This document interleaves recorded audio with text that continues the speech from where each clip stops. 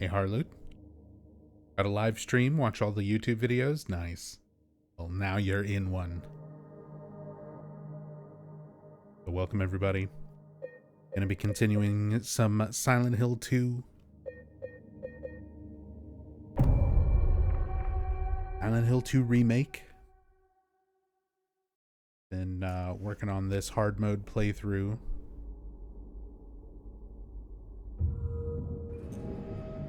Ideally, gonna be showing off multiple endings. And just to double check from last time, we're still playing on quality mode. There's a few situations where we noticed a pretty drastic difference in visuals between performance and quality. So I'm kind of swapping between them. If performance starts to be an issue, quality is noticeably dropped, we might go in and switch things up.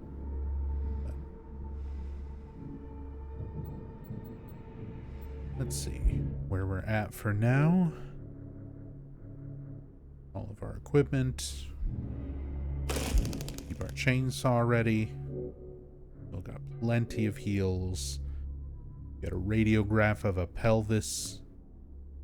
The first floor inner ward key. So need to go first floor. Inner ward and L1 room key. Access L1 seems to open one of the patient rooms. Bent needle. Still need the surgical tubing to combine that with. Need to keep an eye out for places to use the blue gem.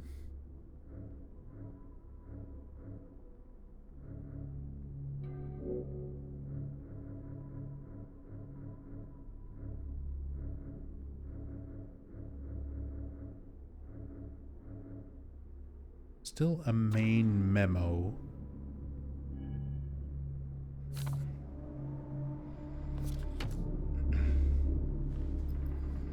There's still a memo that we need with a combination on it.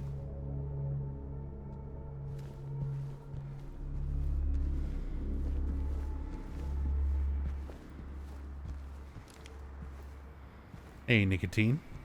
I'm feeling all right.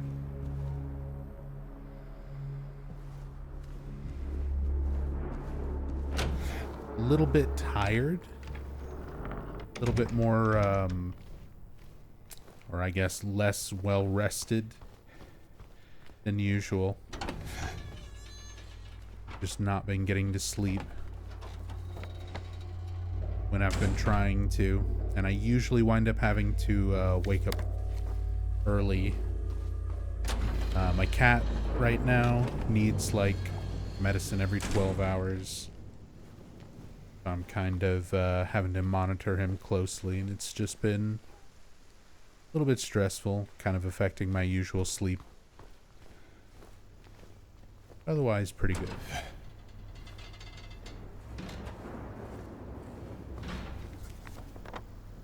Alright, so second floor.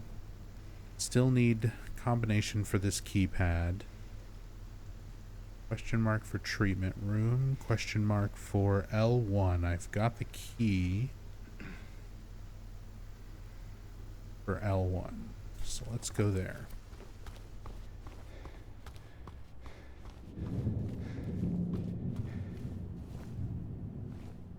We looked at that. Check in on Maria. No interactions right now.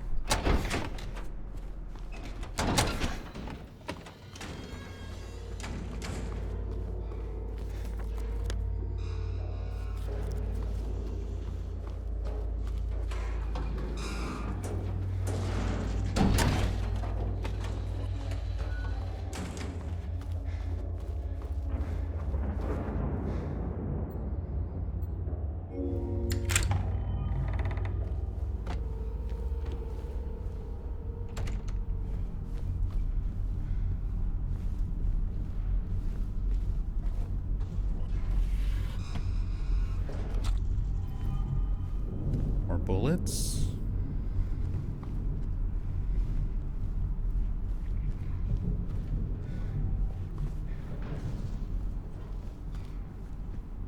Hey, Headmaster Kuma. Love the story playthroughs, always so relaxed and enjoyable to listen to, and often fall asleep to.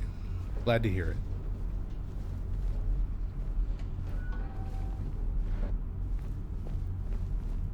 Thank you so much. Glad you were able to enjoy them.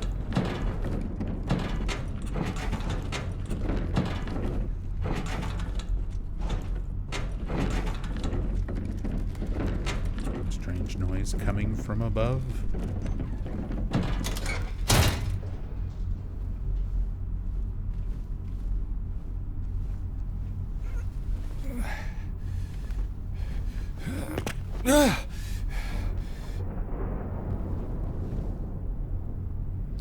Brought in the girl today. Poor thing hasn't said a word.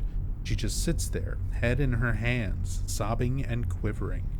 I moved her to the corner bed. Seems to have calmed her down a bit. She even smiled at me, I think.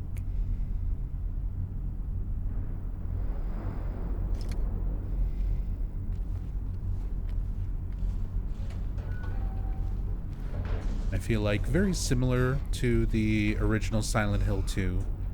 Where you find some patient notes that somewhat parallel or have symptoms that resemble James, Angela, and Eddie.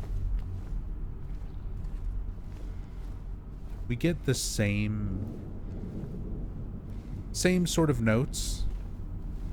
Some slightly rewritten, some are entirely different, like completely new, but kind of still falling into that same theme.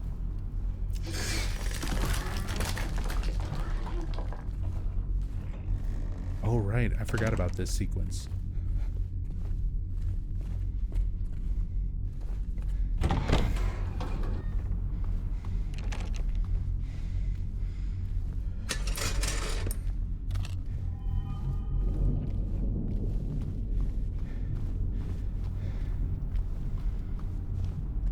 Everything before I go forward there.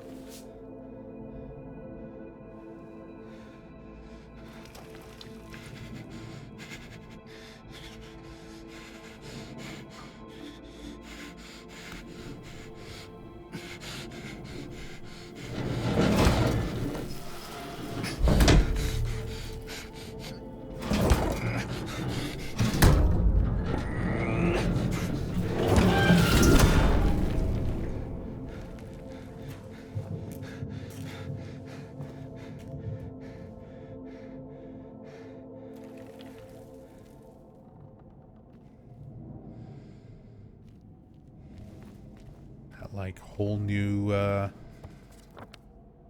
sequence,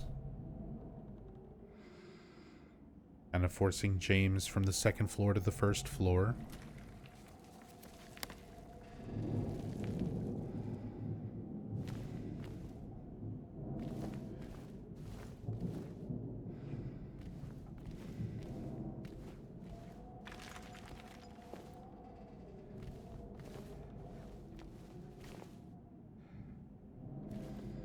Yeah, Bloober Team announced that they're working with Konami, that they've officially signed on with Konami to do some more as of yet undisclosed projects.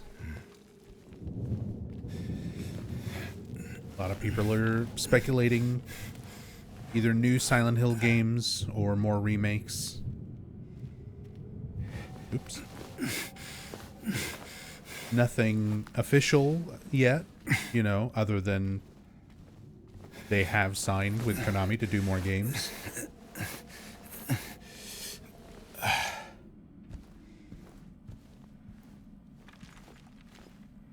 So that's definitely cool. Although, yeah, hopefully they don't. Hopefully don't use Unreal 5. Tacitul, you said Unreal 5 should just be trashed, averaging 4 to 5 crashes every playthrough.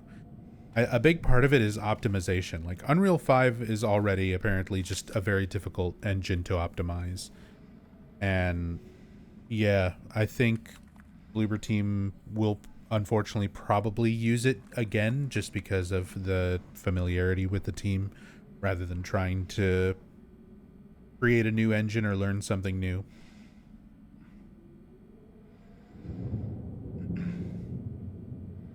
Why won't they help me? Why do they keep me in here with him?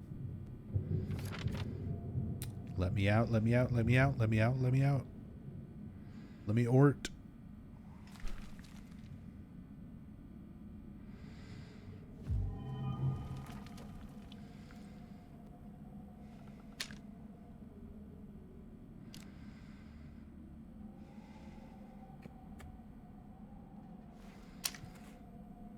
Just keep the noise down.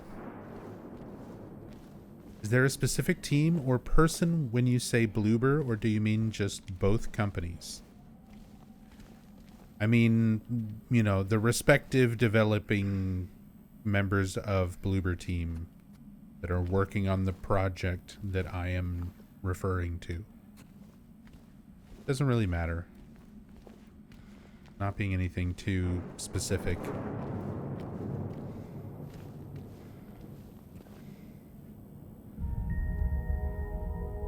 Typewriter.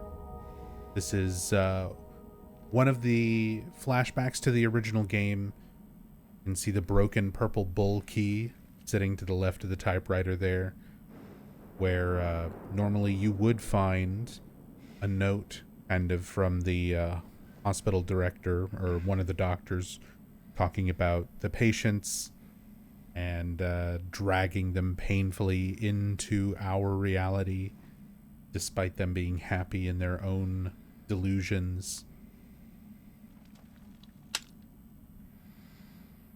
That same little area kind of recreated. Since that puzzle, that entire thing is done away with in the remake. Make a little reference to it.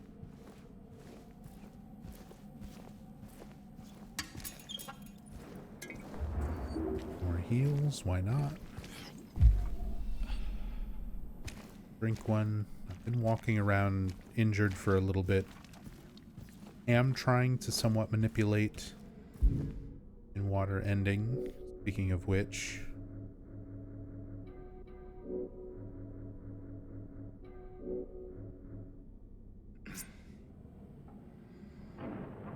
we can just look at this a few times.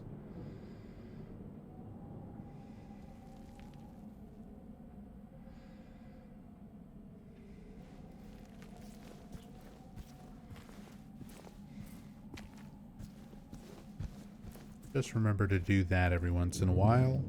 Don't heal right away.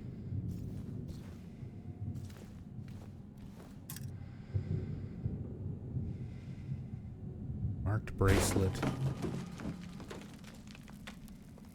Not the cardboard boxes.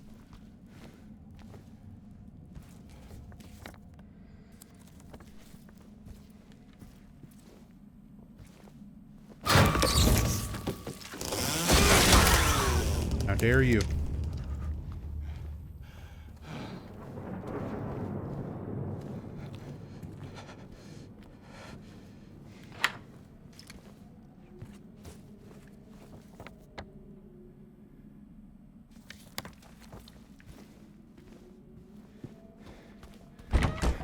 Hey, Shadow Noises.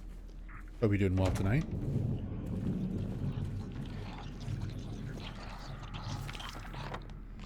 Alright, so that opens up back here.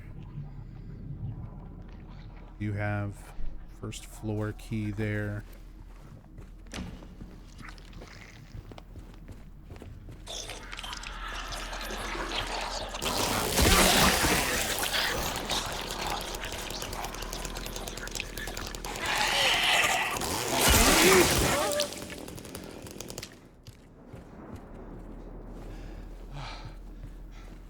I do like the enemies being able to go in and out of the doors and stuff now.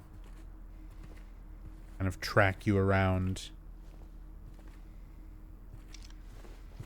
And just the sound, the audio cue there, being able to hear like something came through a door.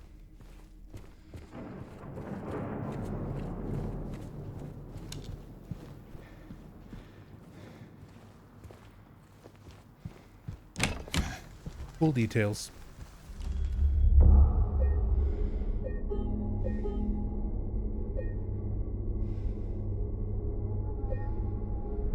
Knife looks dull as hell.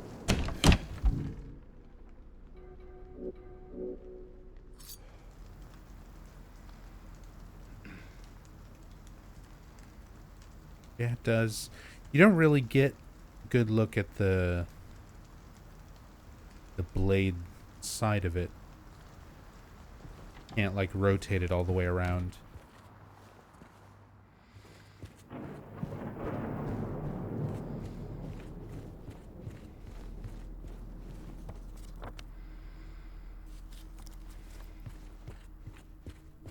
Someone once told me that using a chainsaw on meat is a great way to ruin a chainsaw. I mean, depends on the meat, depends on the saw, but in general, yeah. I've never used a chainsaw on meat. I've used a chainsaw. And I mean, even if you use a chainsaw on the wrong kind of tree, like if there are different kinds of trees growing and you have some that are more dense or dry type of wood that you're cutting through, and some are more green and tough,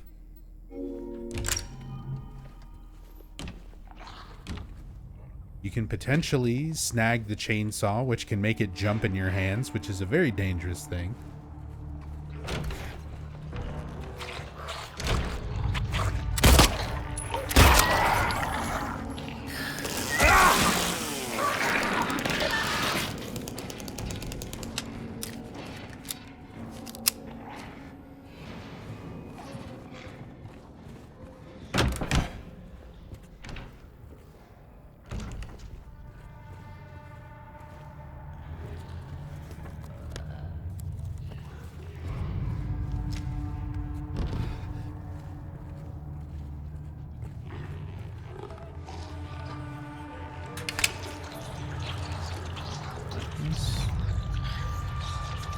Stairs open.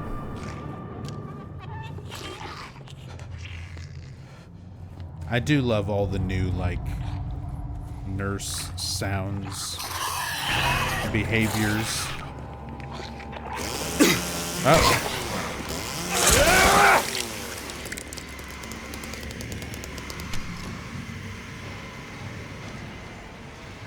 That's fine. Just need to walk around injured a little bit more.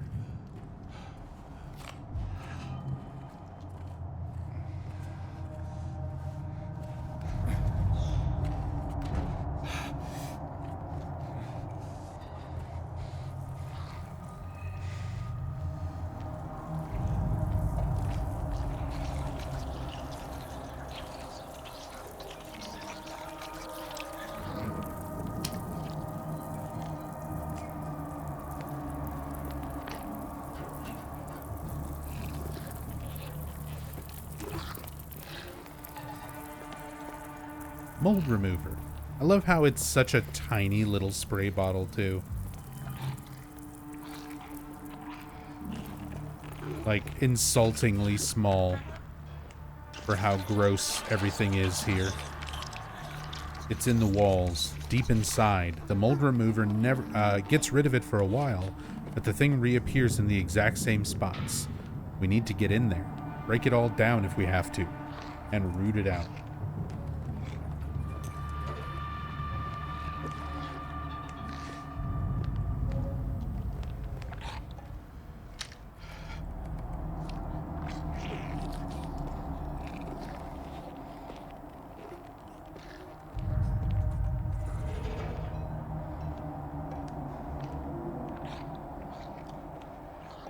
Back end looks like a deer. And then the front end is kind of mangled. Some Layers of Fear kitchen art. I was thinking the same thing, Rachel. And I need to, at some point, revisit Layers of Fear and Layers of Fear 2. See if we can find, like, the exact artwork.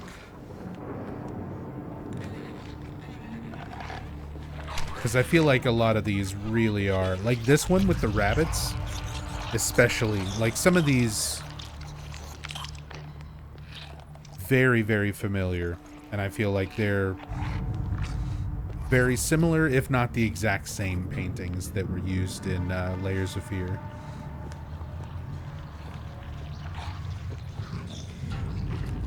More clocks at 10 past 9.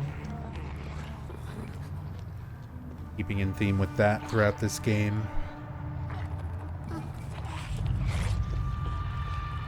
Only a couple of clocks in the whole thing that are set to something else.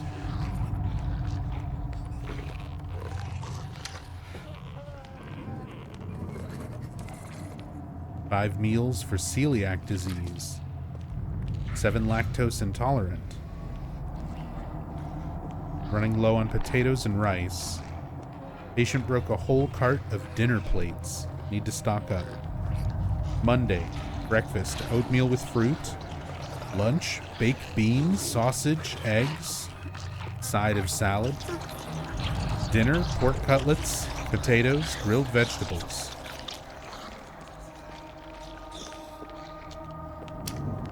Not a bad spread of meals, especially for hospital food.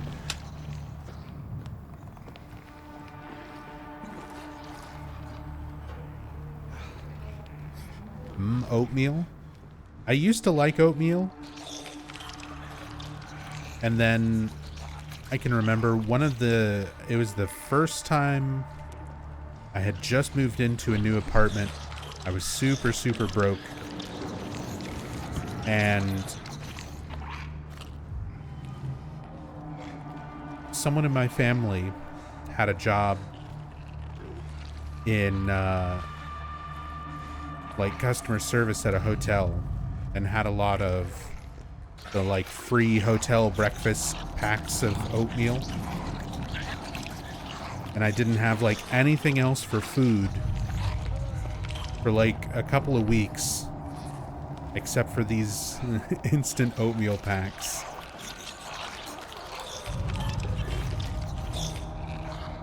And I was so fucking sick of oatmeal after that. I've never really eaten it since.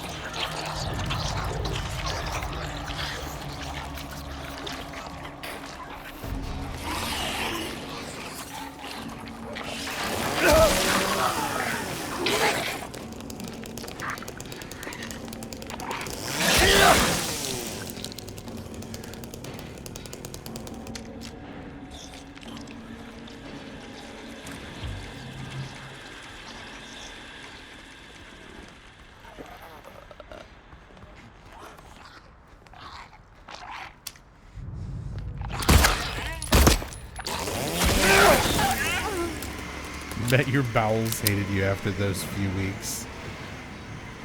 Thankfully, back then, I had a pretty iron stomach. Sadly, I've long since lost that trait of my youth. Oh, we have another Morse code.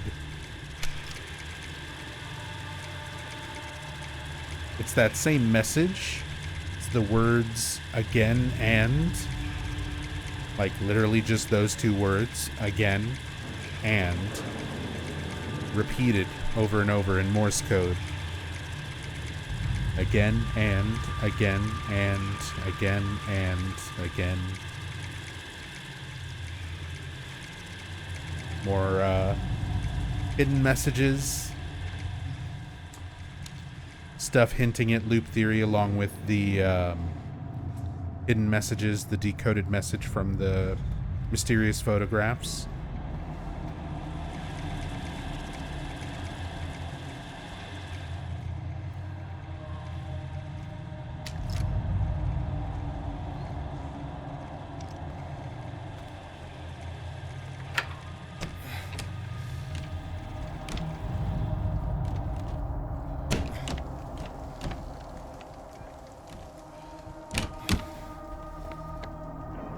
Okay, all that's opened up.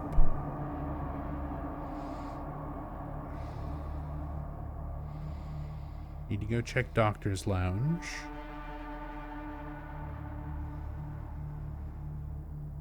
Day room. Basically everything over here.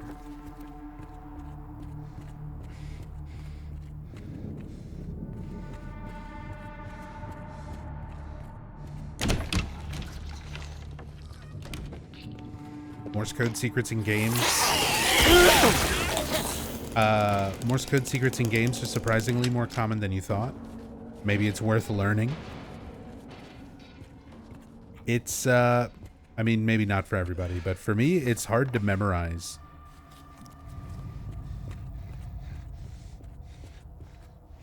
I didn't stick with it all the way until, like, the very end, but when I was younger, I was in Boy Scouts for a few years. And so, like, learning Morse code was one of those things that technically we learned, but I didn't commit it to memory.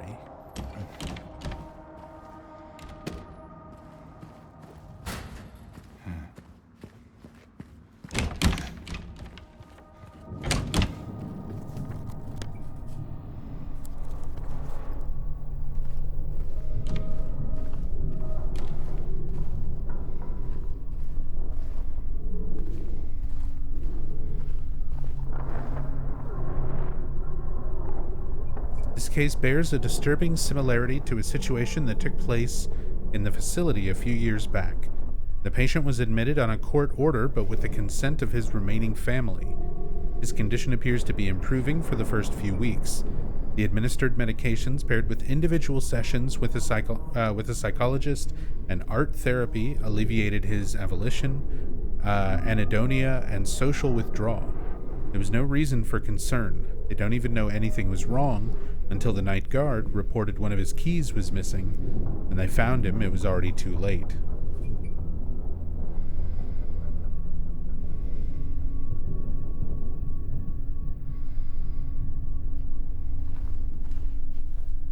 Get the idea. You have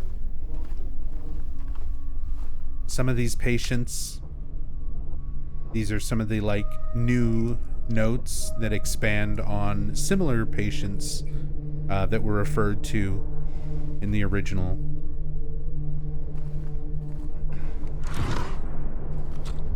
The idea of these model patients who otherwise, you know, seem to be making progress, and as soon as they have the opportunity to do something to harm someone or harm themselves, they take it, despite otherwise seeming normal until that opportunity.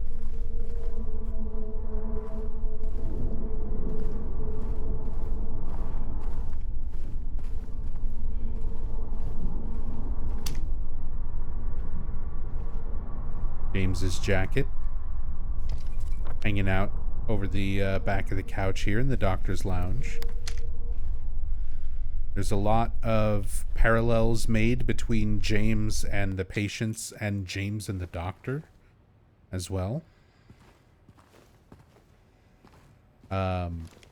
Whenever we find the tape recordings and other different little audio segments for the doctor in, or the hospital director, that voice is actually Luke Roberts. It's James's actor.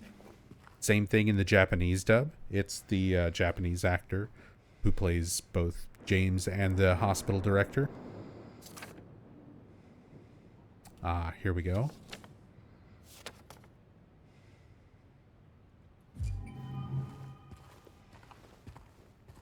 That's our keypad. Keypad combination for the nurse's station.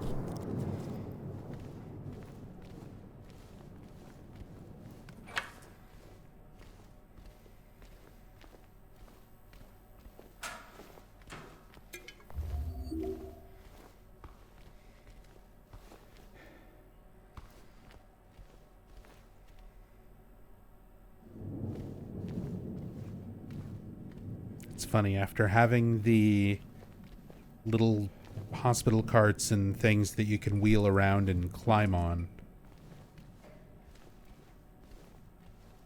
that one sort of feels like it would be something that can move, even though it doesn't.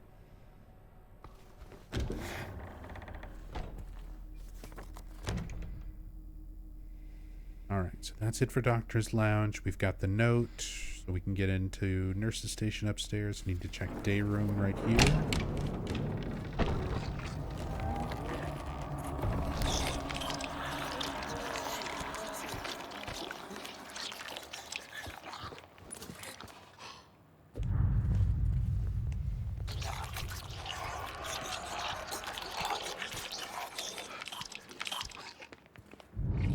Piano sitting up against the wall with a wheelchair in front of it. Mary liked to play piano.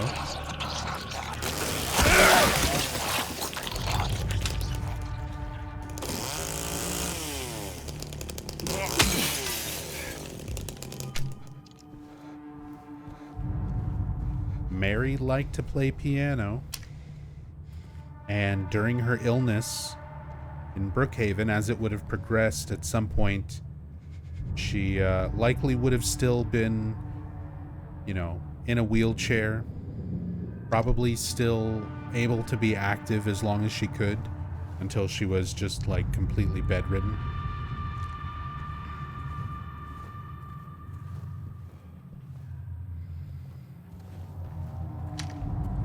So all these things that James would have potentially had memories of being projected into the world around him. As well as the recurring theme of the dirty hospital sheets.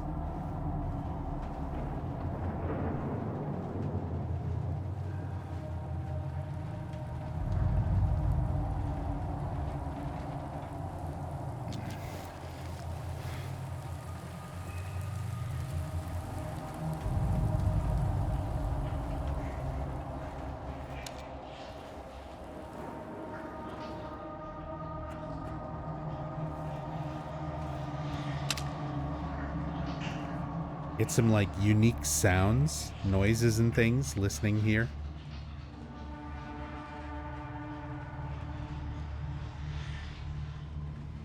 You can even see the keychain and the key down there in the drain.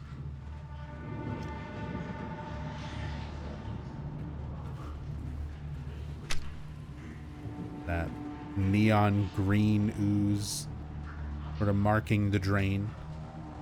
Very similar to the way the same puzzle is set up in the original game.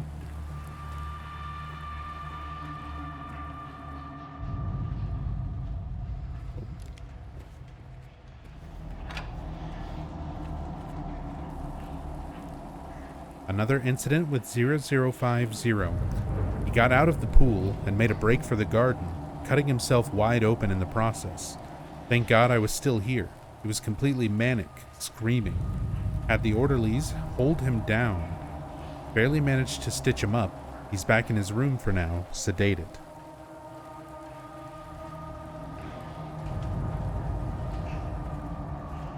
You can see the blood and smeared blood around here, along with the note. Kind of inferring to the idea of this patient who, again, was trusted to be out here, even with the doctor watching him.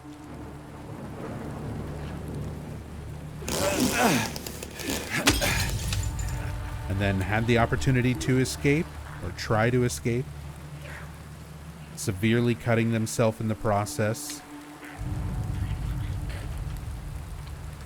We get the inclinations of that. The blood on the floor, on the window.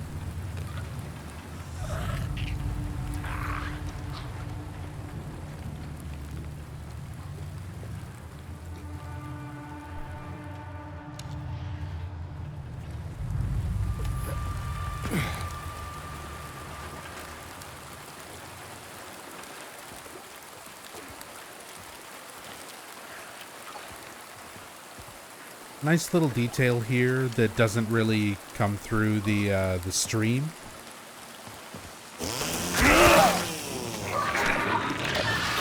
The controller vibrates along with the rain.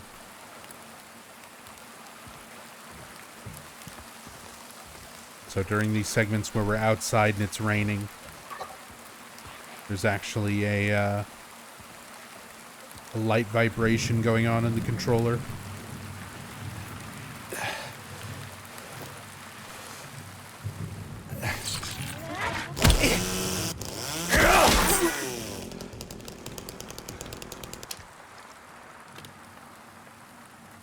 Ah, the small chest. Now, is this the one I can use with this? It is. White Claudia.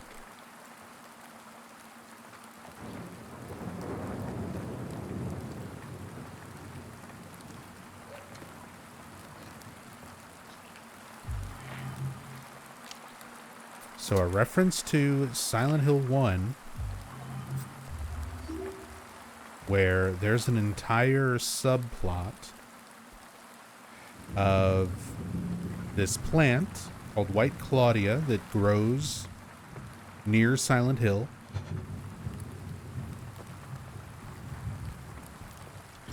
And is used by the cult. It's refined into a drug called PTV that has hallucinogenic properties. The cult sells it to the tourists. Michael Kaufman, who helps refine and distribute it, makes money off of it. And for Silent Hill 2 Remake, it's used for getting one of the new endings.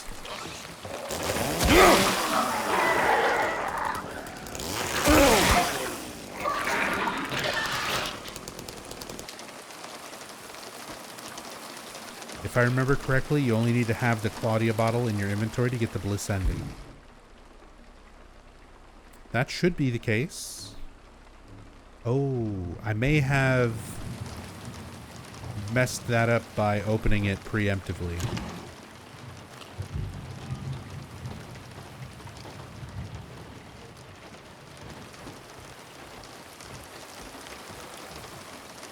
As far as getting multiple endings in one go.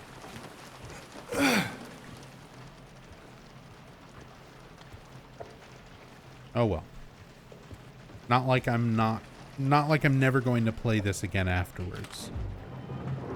Anything that I'm not able to show on this playthrough will be shown in another one at some point.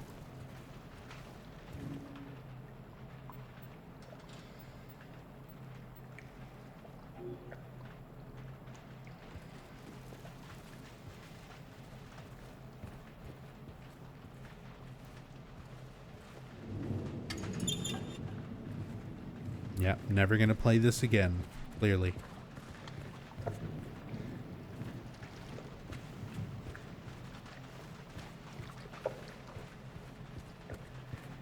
Looked it up and you have to use it manually. Been a while since you got bliss.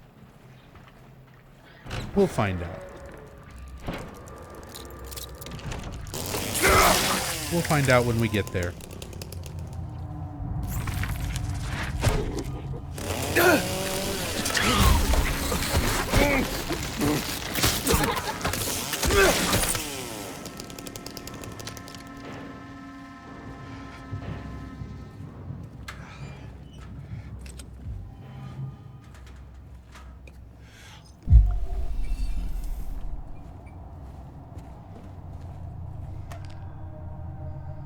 There's the medical tube. And combine that with the bent needle. Now we can get the key out of the drain.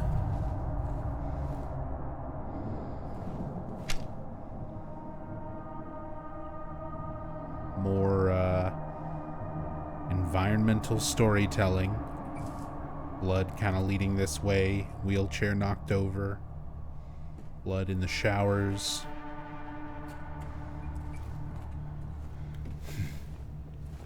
Medical tubing, which would work way better than some old hair. It definitely makes more logical sense. And it's funny how the remake kind of addresses a few of the original puzzle things as, like, isn't it funny how these things wouldn't have really worked?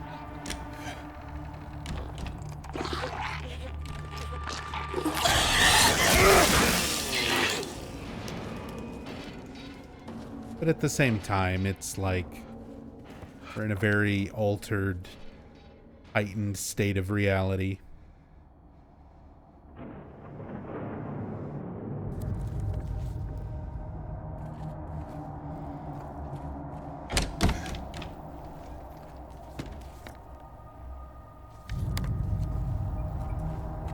Pumps there.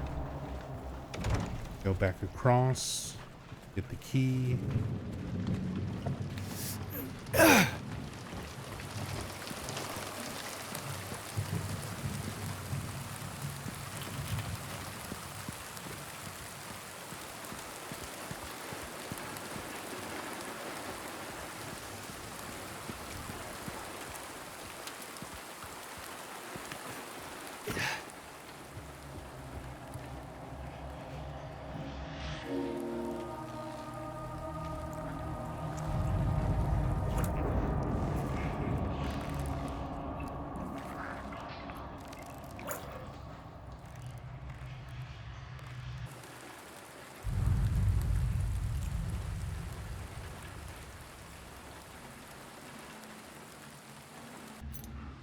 There we go. Medical tubing and a medical needle, as opposed to the original, which I always kind of looked at it as like a sewing needle. I never realized it was the tip of a syringe for the longest time.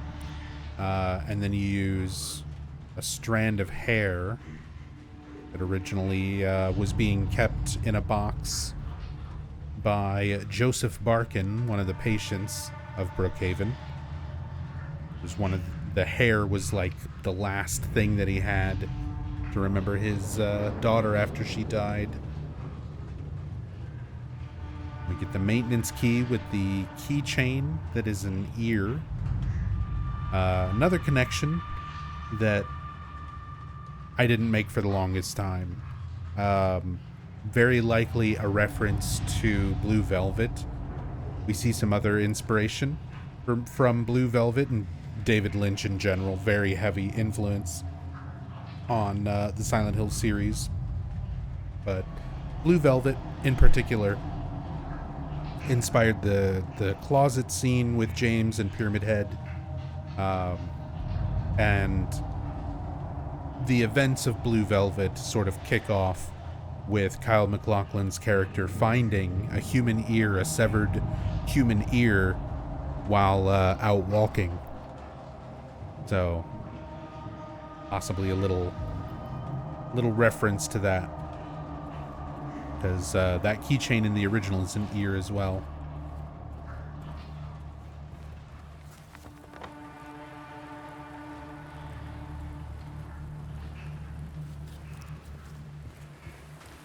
Okay, that gives us the pool maintenance key.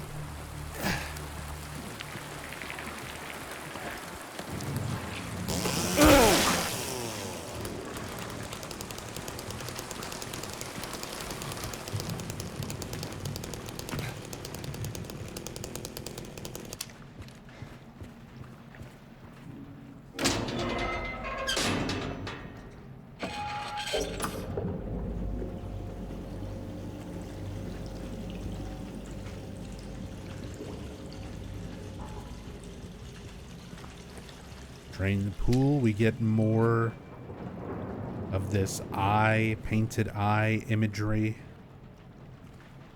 that we've been seeing.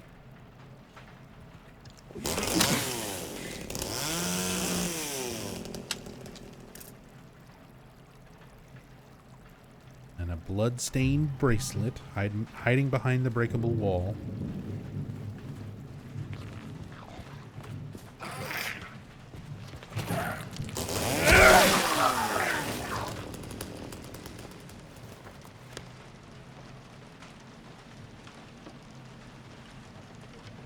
Alright, so that's everything there.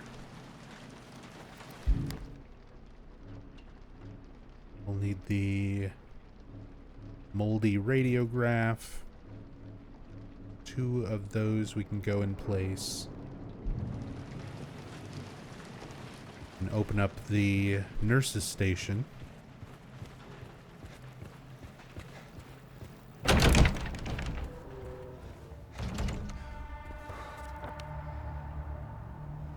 I need to go upstairs. I should be able to do that.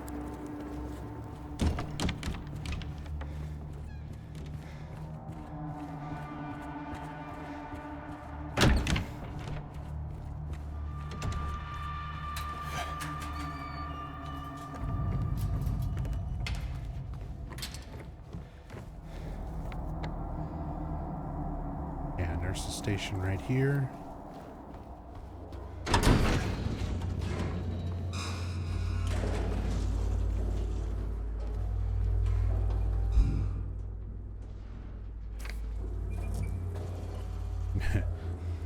Takes a second to render in.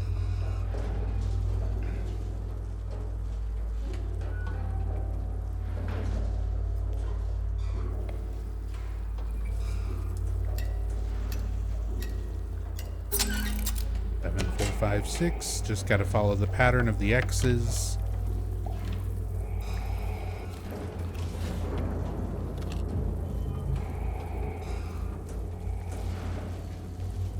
Is like slightly different. It's basically the same thing as the standard riddle version, but instead of just like circles marking which ones, you just have to follow the tic-tac-toe game. Treatment room note. They feed me garbage and rotting meat, crawling with maggots, thick with sinew. They make me bite down. The juices, red and yellow, hit the back of my throat. I choke and I gag and I vomit till my throat is sore. An aching, throbbing tube of flesh. I push it all out, but I can still taste it.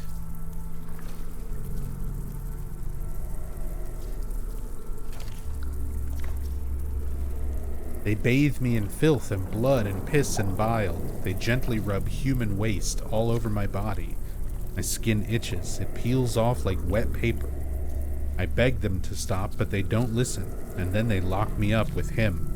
He's always there, closer each time. And the rot, it comes with him. It goes within. It becomes me.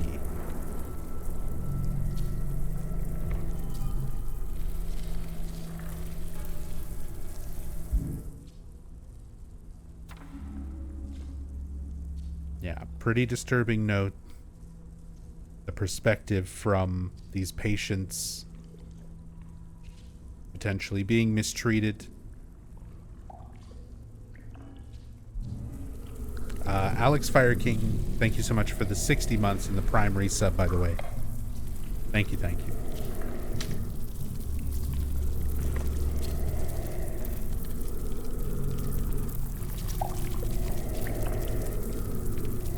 Moldy radiograph.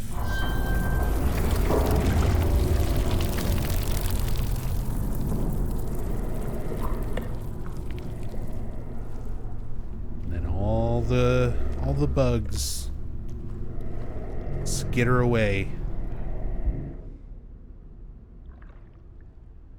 Alex, thank you so much for gifting out 5 subs to the community. Ida 3, Alzero, Accelerate, Wild Bonk, and Resident Skeeter. Enjoy the subs courtesy of Alex Fire King. Thank you so much for the support. You got the moldy radiograph, an X-ray image found inside a filthy bathtub, almost entirely covered in mold. Clean that up with the mold remover. And put that back on the X-ray machine.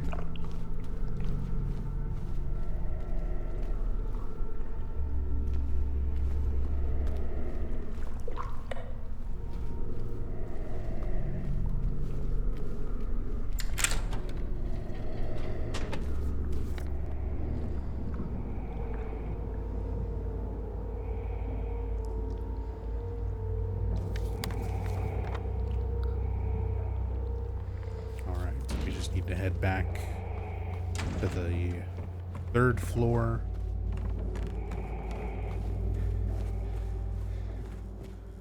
Actually, save it right here.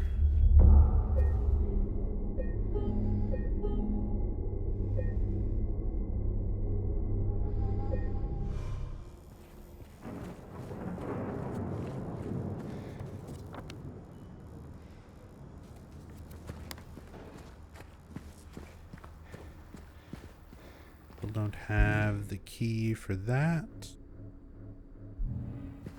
Yeah, no keys.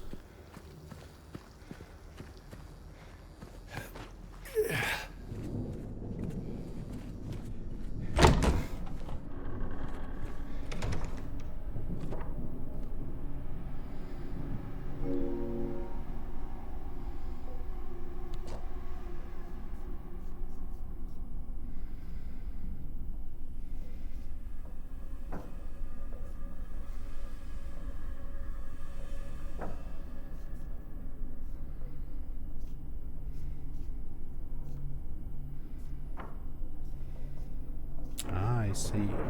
So, for the standard riddle, you have more Sharpie marked for where these are supposed to go.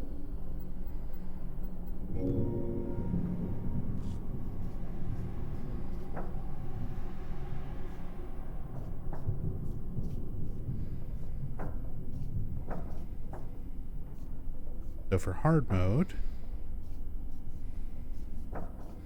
we just have these scratches we need to line up.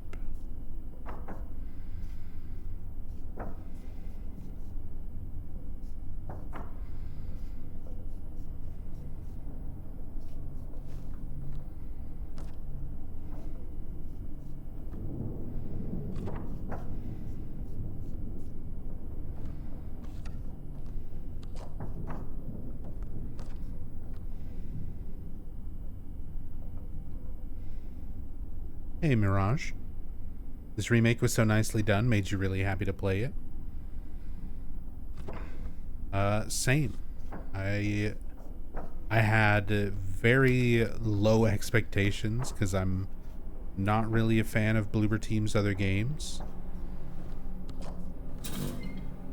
So I was a little bit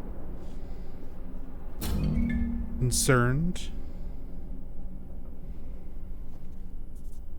But I'm really, really happy with how well this game turned out. 437.12.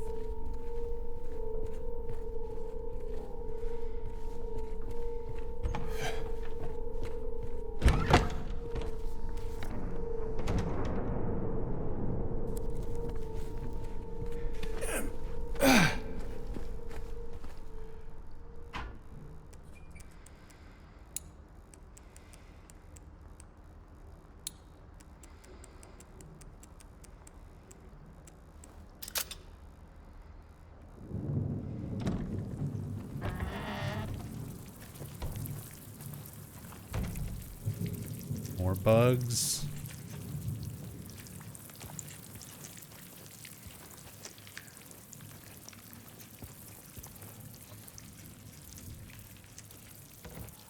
So I mentioned in earlier parts of this playthrough in the apartments how the moths don't react to your flashlight, whereas in the original they did.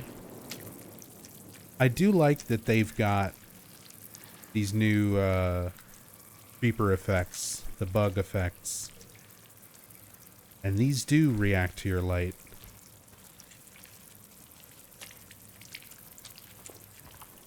And just the sound design to go along with them. It's really good.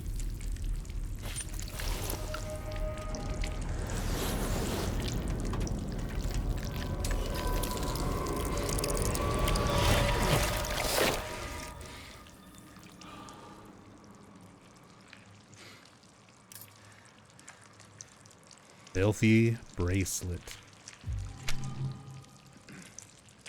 And guts. Viscera. Something rotting on this bed.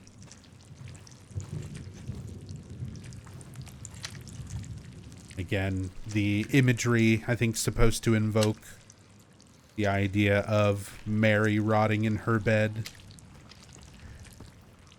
James sort of having to remember that in the most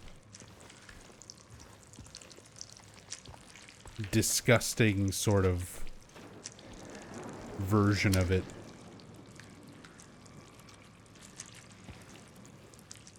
Are those roaches?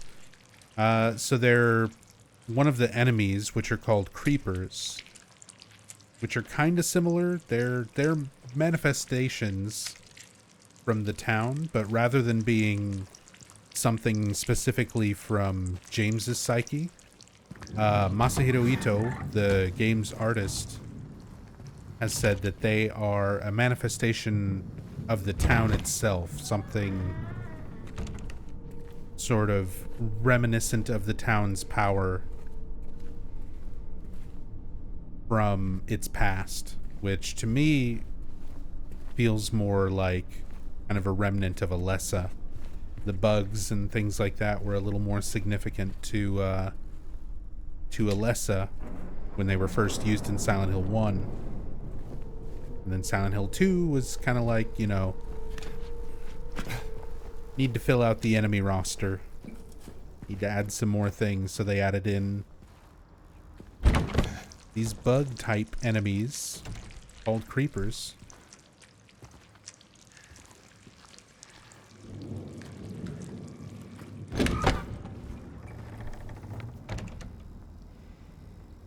Alright, got all 3 bracelets.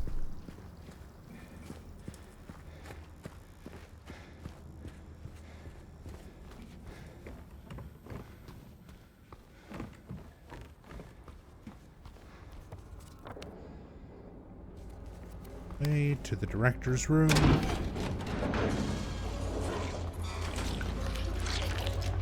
Nurse is gonna get up.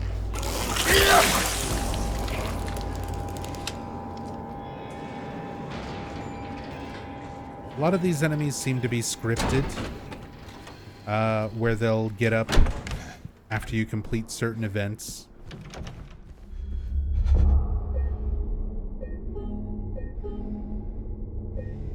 Times where you're pretty much guaranteed to go back past them.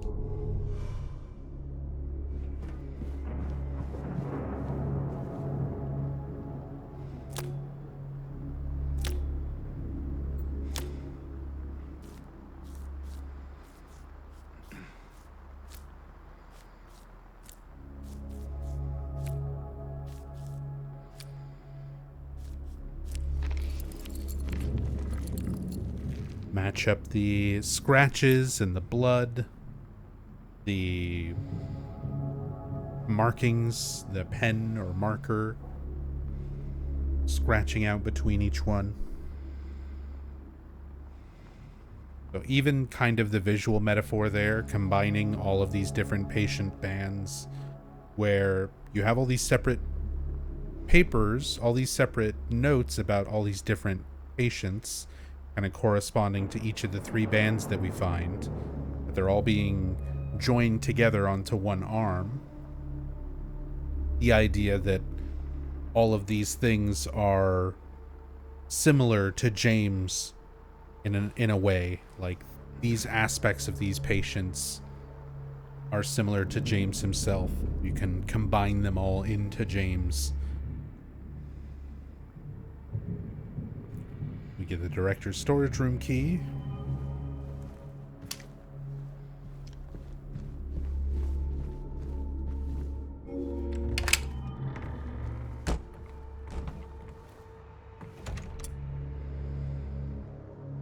Here's our missing button for the safe.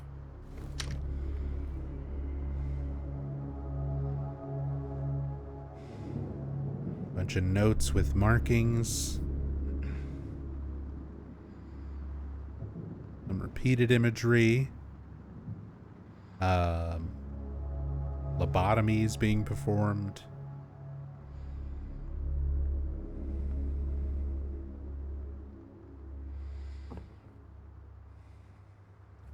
A lot of this stuff, next playthrough, we'll have a free cam to really look at it up close. Kind of analyze it a bit more.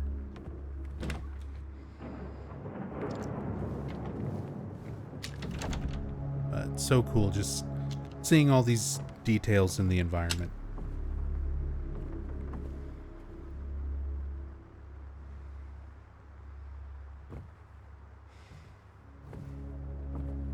Get a chance to look at all these little things hiding up on top of the shelves.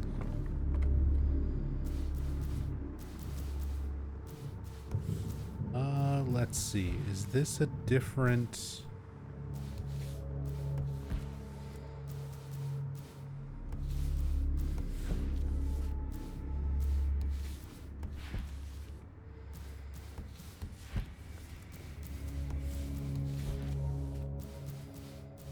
See if this is a different configuration compared to standard. Here it is solved. I'm gonna do what almost anybody else who played this game probably did. For the sake of taking notes and remembering this, take a photo with my phone. And I'm going to compare it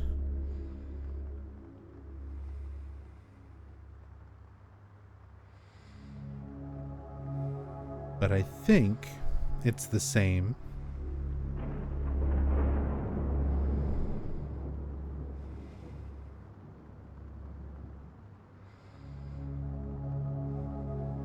I can go back through my photo history. Here it is, October 13th.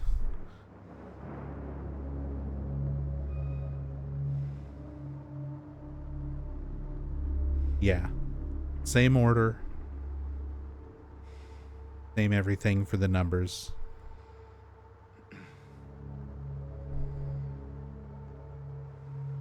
But that's good to know. You did the same thing, Meg Main. Yeah, I imagine a lot of people probably took a picture with their phone. Because, like, James does write it down. Writes it down, like he gives you the order and stuff here.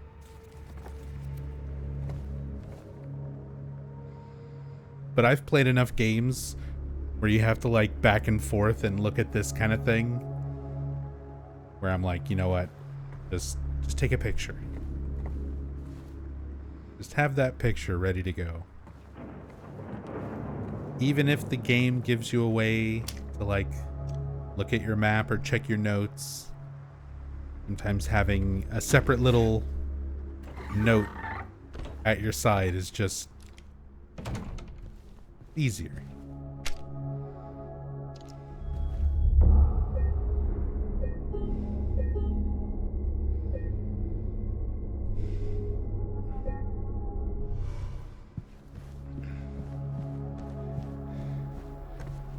Right. Whoops. Push button.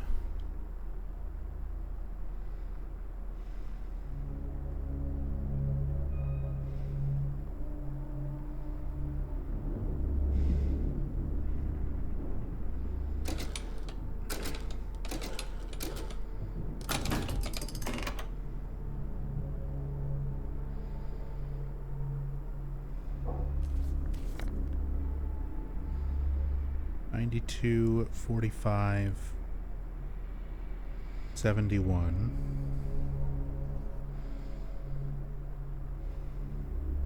I'm gonna make sure I can actually read my photo.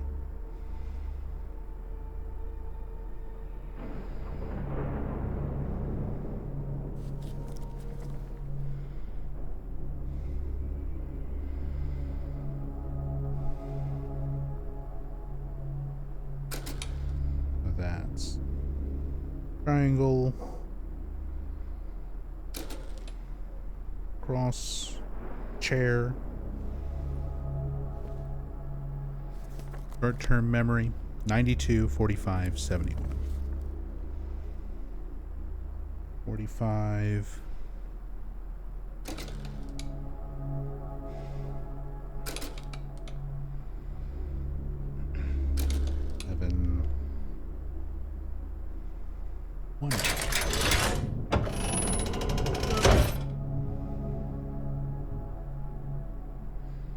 Rooftop key.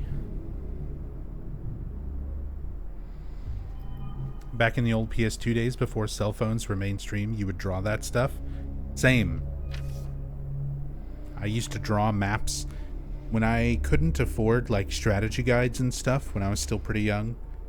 I'd go to like Blockbuster or local game store or wherever the guides were and just take a notebook and like draw the maps and like write down the steps or, you know, codes or whatever I needed. Good old days. Their images became blurry, melting together. I could no longer tell. Not sure if I can do it, but maybe you can. This will take you to where you need to be, though probably not the way you want to.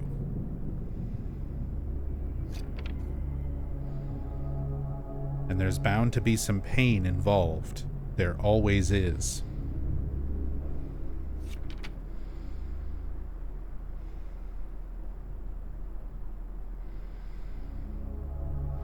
Interesting the way the notes seem to refer to James. And again, a lot of this I feel is not meant to be taken super literally. Like, a lot of it is James projecting these ideas, kind of almost talking to himself in a way, his subconscious talking to him through these notes, trying to get him to break free of his delusion, accept the truth. Their images became blurry, melting together. I could no longer tell. Similar to his own memories of what he's done, all of it kind of melting away into his delusion. Not sure if I can do it, but maybe you can. This will take you to where you need to be, though probably not the way you want to. And there's bound to be some pain involved. And James does sort of have to endure his own pain, his own suffering for what he's done, the choices that he's made.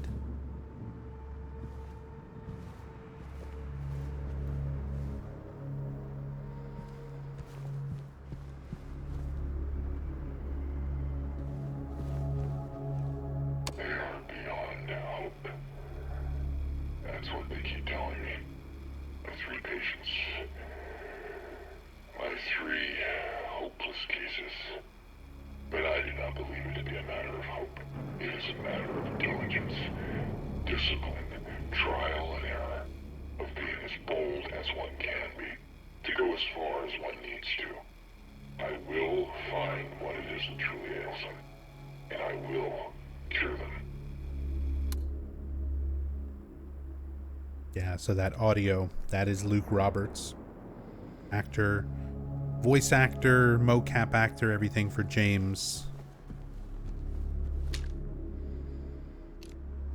Also voicing the hospital director, that particular doctor, determined to cure these patients.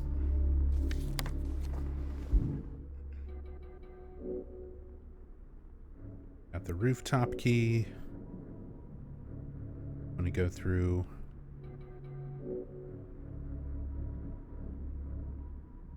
evaluation cards, all of our strange photos. I know I've already missed some.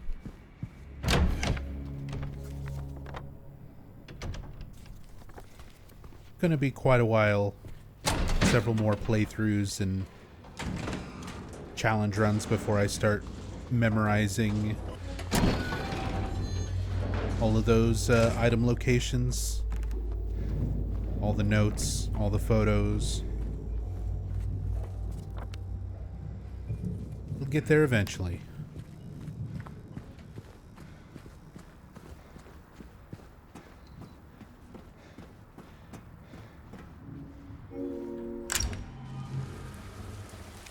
Controller vibrating with the rainfall and everything again.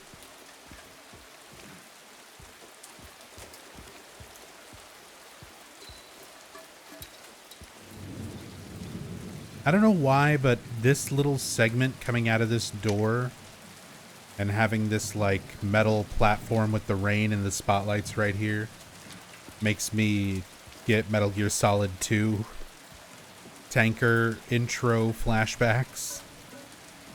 Feels like I'm about to fight Olga.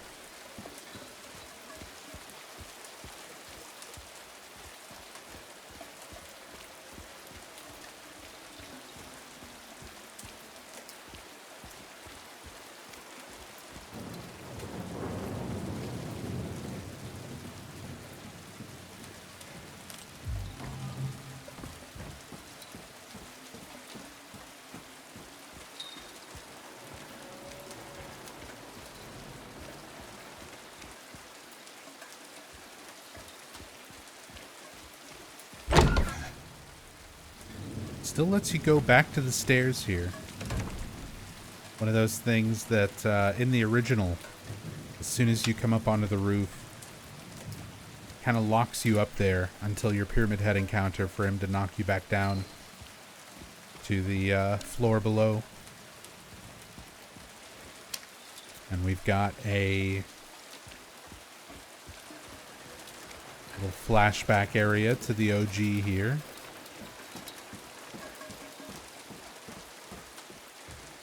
Referring to that same thing. You can see the original area for the rooftop where James encounters Pyramid Head. Pyramid Head knocks James through the fencing.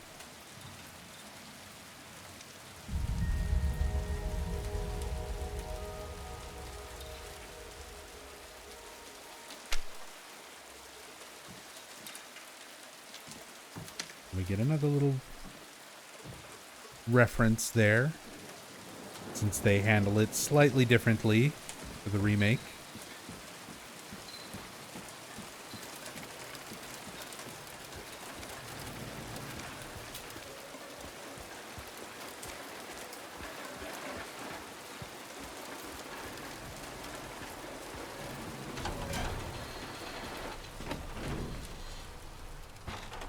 Inside this little part of the rooftop, and we get the diary page. It was originally a patient's journal that that you find on the rooftop in the OG. Slightly rewritten here. May 9th. Rain. Stared out the window all day. Peaceful here. Nothing to do. Still not allowed to go outside. I like that the rain is emphasized now in the remake. To kind of coincide with this note. May 10th. Still raining. Talked with the doctor a little. Would they have saved me if I didn't have a family to feed? I know I'm pathetic and weak. Not everyone can be strong. Stuff like that, I feel, should allude to the idea that this is not Mary. Mary wasn't a patient at Brookhaven to begin with, but even if this was like a note or something of Mary's being projected, the way that's worded doesn't quite line up. Mary and James don't have children. They don't really have like a family. They have each other. So a little bit different perspective there, but you're still supposed to make that connection, the parallel between these patients and Mary and James, the other characters as well. May 11th, rain again. The meds made me feel sick today. If I'm only better when I'm drugged, then who am I anyway?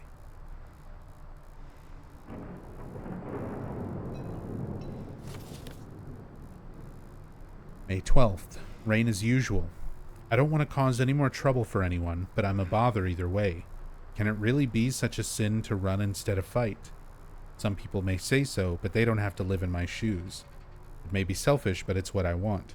It's too hard like this. It's just too hard. Pretty much word for word with the original note. May 13th, the doctor came in today.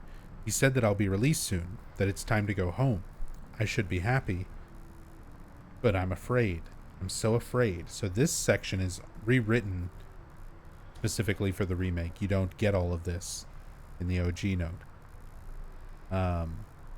I should be happy, but I'm afraid. I'm so afraid. It feels like something's about to happen, like the last gasp of air before the plunge. But deep down, I know it's too late to turn back. Similar to how Mary might have felt going home. He writes about as much in her final letter to James, knowing that she's being sent home not because she's improving or doing any better, but because she knows it's almost her final days. So, more of those parallels drawn with this note, even more so now with those extra lines on the May 13th entry that got added compared to the original.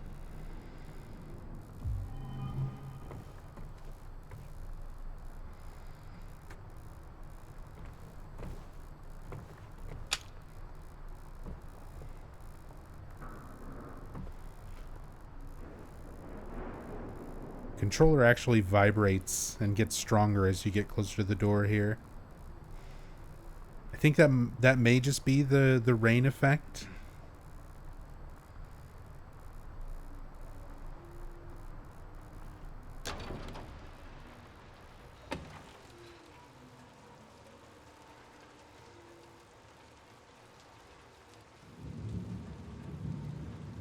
Oh. See him swaying. You can see his shoulder and his arm there.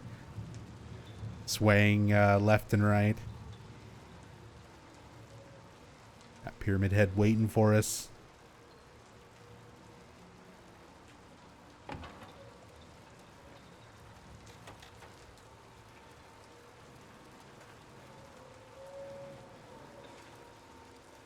There's like groaning sounds in the ambient track and stuff.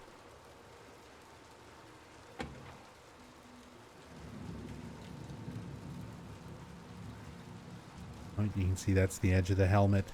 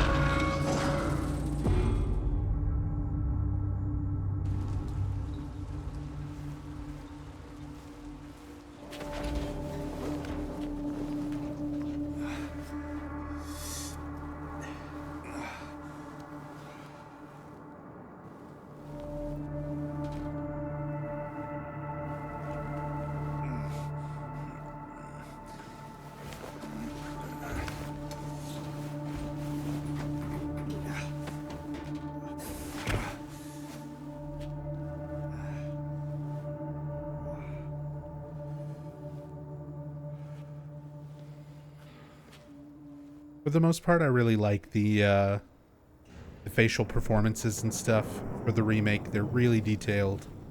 Some of them feel a little bit odd. That's one of the scenes where, like, some of those, like, wincing in pain animations, it feels like it stretches his face a little bit unnaturally. And that could just be, you know, adapting Luke Roberts' real face, where all of the sensors and things would have been, to the model. They're still having to go through and manually track and animate a lot of those things, even with a really accurate performance capture.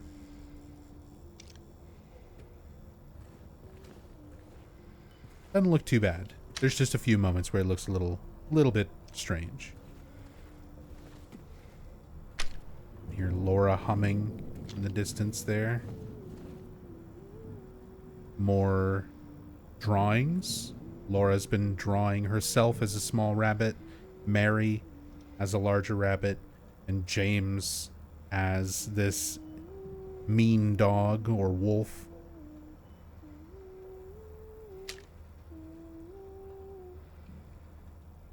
The way she envisions him, the way she thinks of herself and Mary.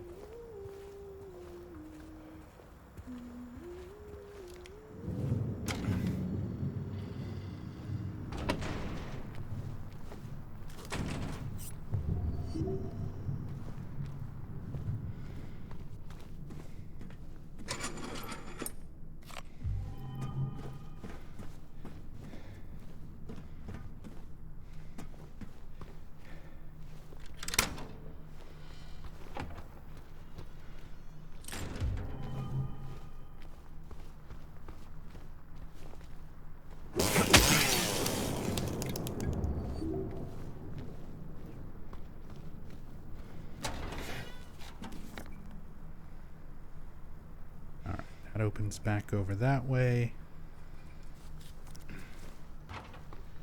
Let's go say hi to Laura.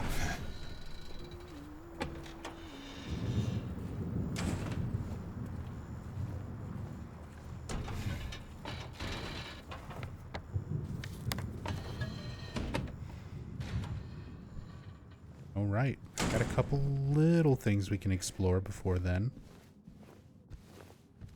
Added room.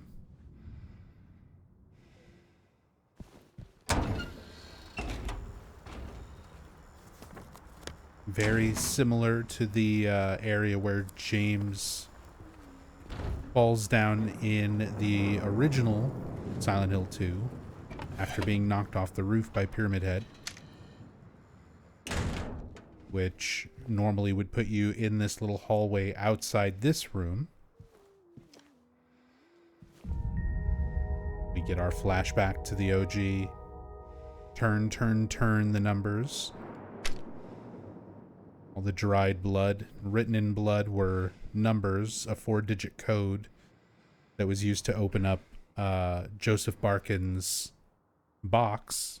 One of the patients keeping that hair used for a puzzle in a box. That's where you get one of the 4-digit numbers in the OG. Since they removed that puzzle, all these things that they change, that's basically what makes up the majority of those flashback moments. Just to be like, hey, here's the original thing. We did it differently, but we're still acknowledging the original.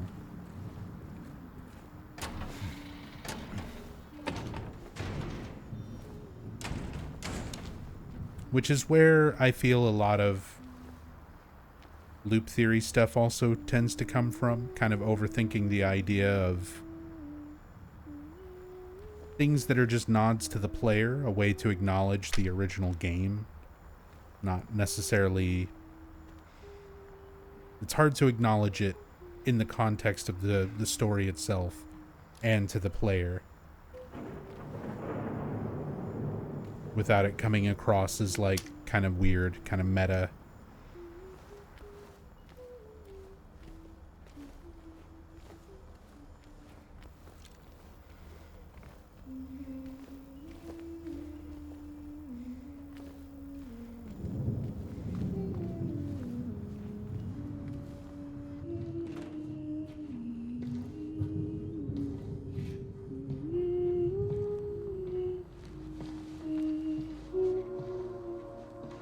Laura? How do you know my name? Eddie told me. That big, fat blabbermouth. Laura, why do you keep running away from me? And how do you know about Mary? I just do. What's the big deal? Why can't you just tell me? You gonna yell at me if I don't? No. I won't. Please, just... I need to know. Mary's my friend. We met at the hospital last year. Stop lying! Laura, I'm sorry, I didn't... Fine! Don't believe me! See if I care! Hey! Let go! I'm sorry, Laura, but I can't let you just run around this place. You might get hurt. Hurt by what? Look, just... stay with me, okay? This is no place for a kid. Fine. But... there's something I gotta get. Laura, It's important. what is it? A letter. For Mary. What? I hid it. In there.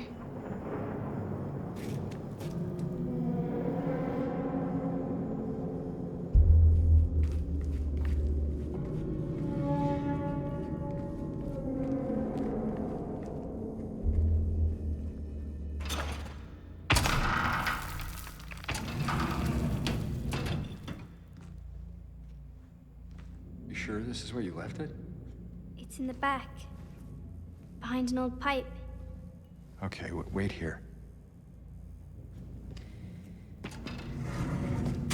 Laura? Haha!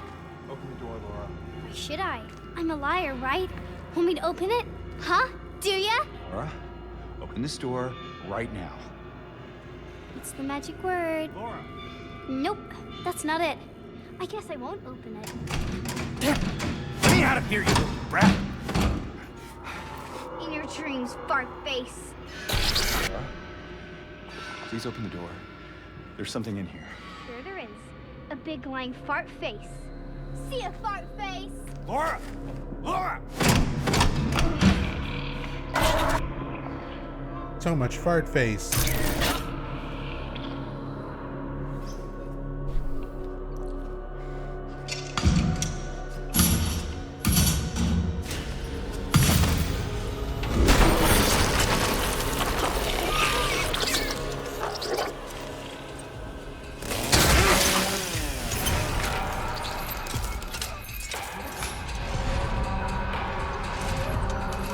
Evelyn is your favorite Silent Hill character? Okay, Diablo Lord, I'm going to interrupt this boss fight because you just mentioned Evelyn, your favorite Silent Hill character. I know you're joking. Before the game came out, I did a video where I speculated on them changing Laura to be more of a creepy, evil little kid like Evelyn, and I'm glad they didn't really do that with her character. In the Japanese dub, Laura's voice actress is the Japanese voice actress of Evelyn from Resident Evil 7.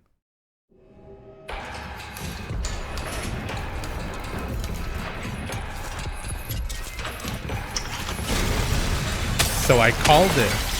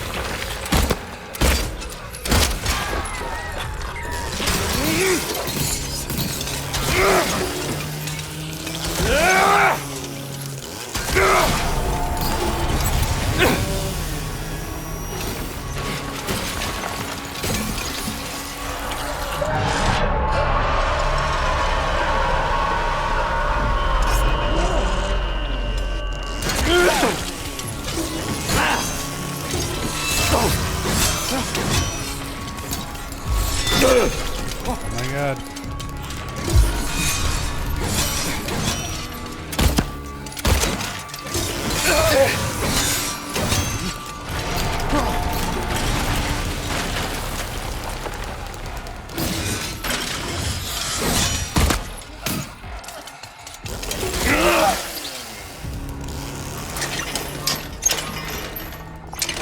Chainsaw OP.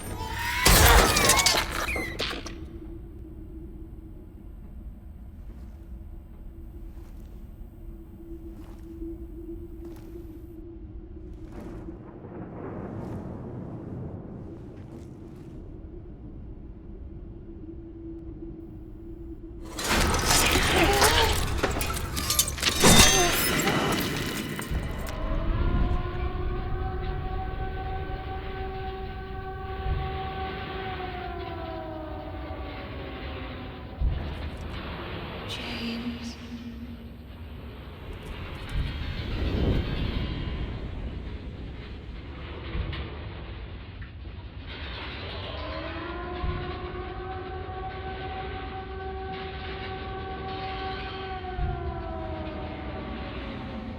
James.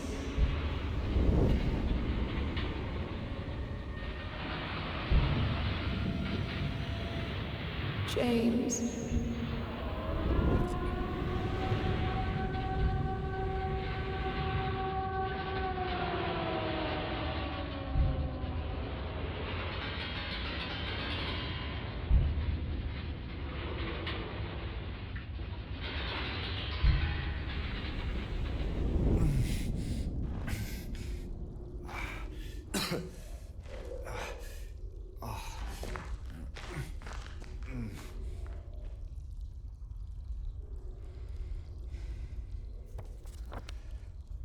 We gotta get our classic Jacob's Ladder homage.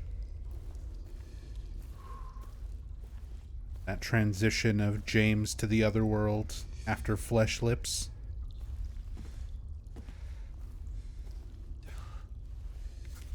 We even get the tiny little piece of the garden. Similar to how it's portrayed in the OG. This is also in the original way, one of the places where you would use the blue gem normally. But they've changed that up. All the locations where you use it.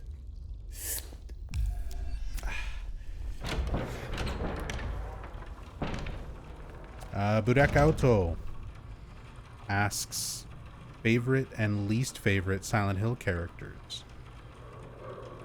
That's really tough. Really, really tough to narrow down. Heather and Harry Mason are definitely pretty high up there as far as favorites.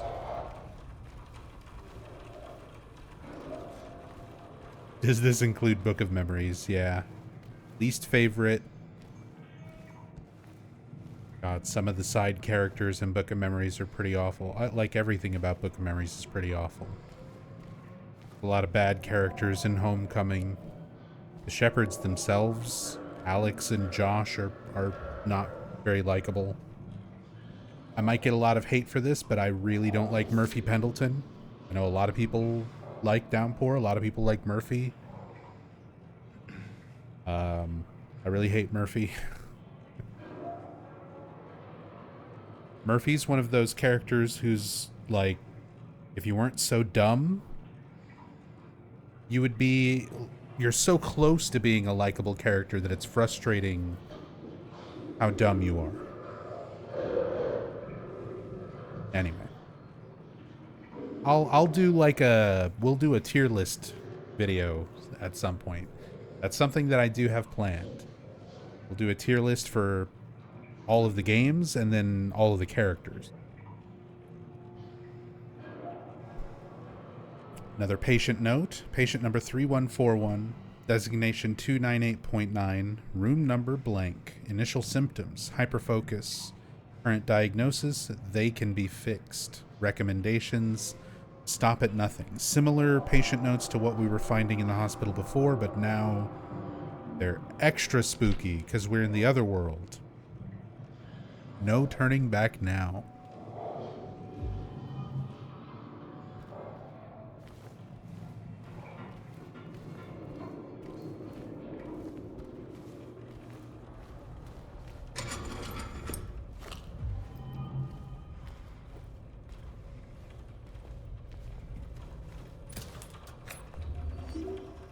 Don't forget the Ascension characters. I wish I could forget the Ascension characters. Some of those Ascension characters probably would take worst character. Rachel Hernandez is really, really insufferable as a character in Ascension. Eric is pretty like everyone in Ascension is bad. Everything is bad. Book of Memories in Ascension.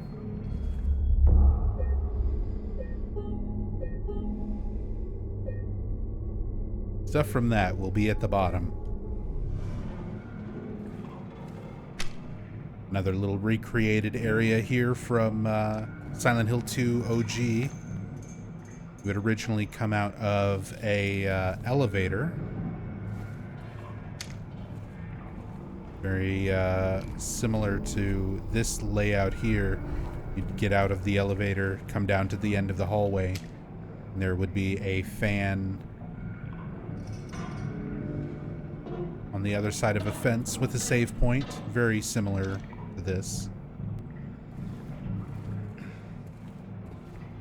That's one thing I like about this game. More than just recreating areas, they sort of have a lot of homages to certain visual things, key visual elements to the environments that they've reused. Try to repurpose.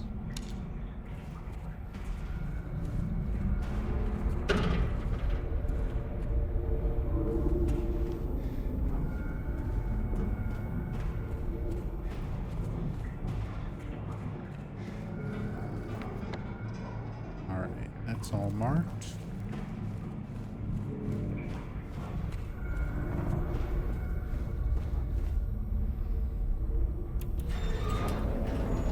Go floor 2.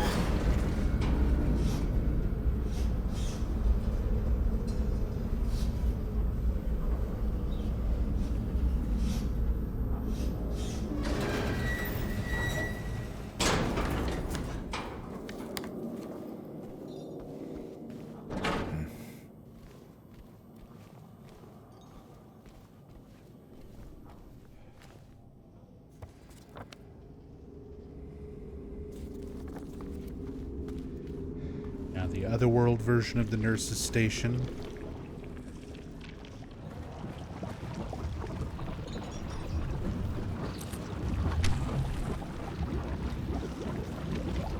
Mysterious, bubbling, horrible liquid.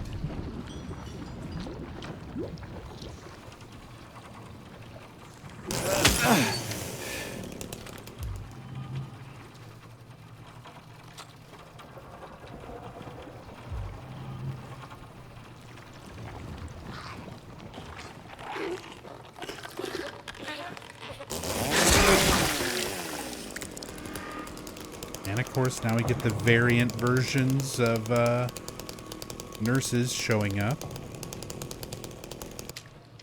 Not too much of a difference for the overpowered chainsaw.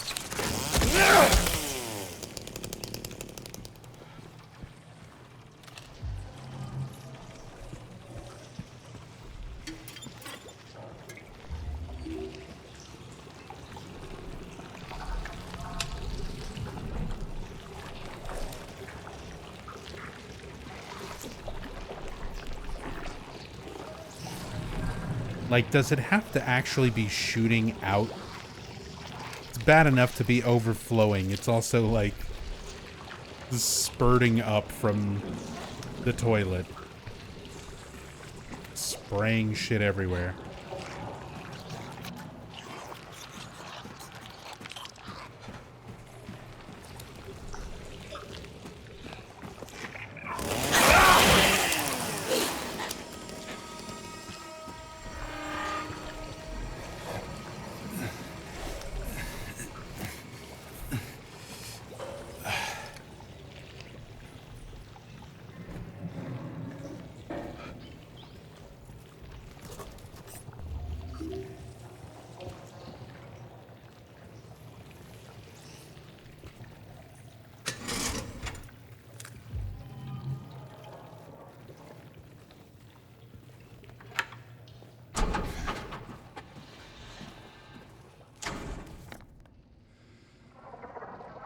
I do like the way the map, I like the map effects in the Otherworld Brookhaven.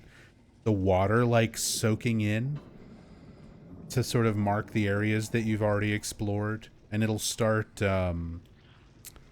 smudging away the like question marks as we solve things and progress. Cool effect.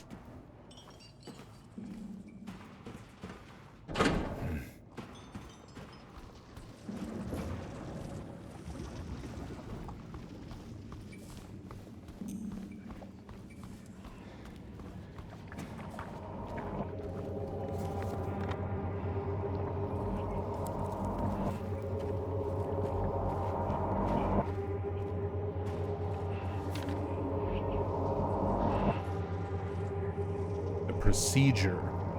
Oh, how we danced, arms flailing, our bodies in perfect synchrony, and the music played, but in any dance, there comes a time one must take the lead, and the music got louder and louder, pounding, piercing, and then silence. And then Silence Hills.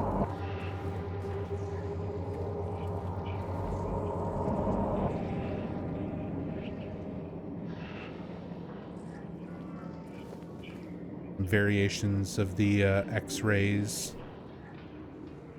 And another one of the details here, I think the X-rays that we see are James himself. Like if you match the jaw shape, he has a particular underbite and like jagged teeth that show up on some of the X-rays and stuff and match his character model.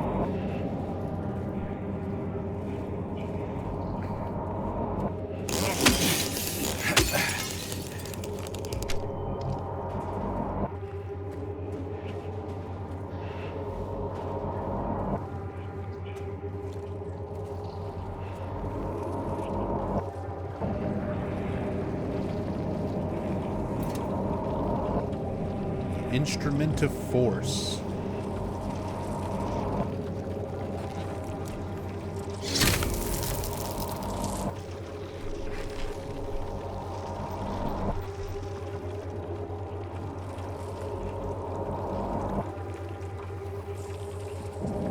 Broke his arm.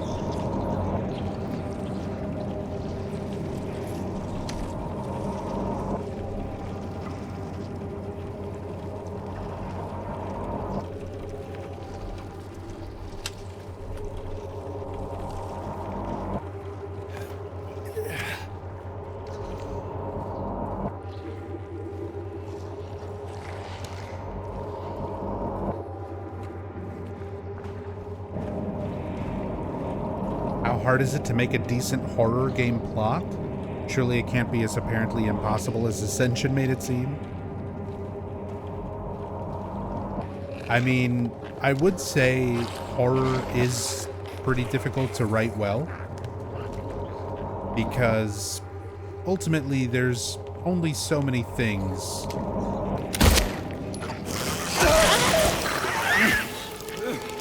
Oh, I'm stuck. Oh no. Not like this. Remember how I talked about getting stuck in the environment?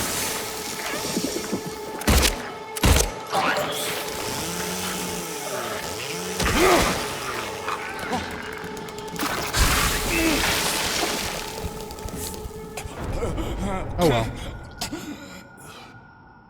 well. I'll just die anyway. But yeah.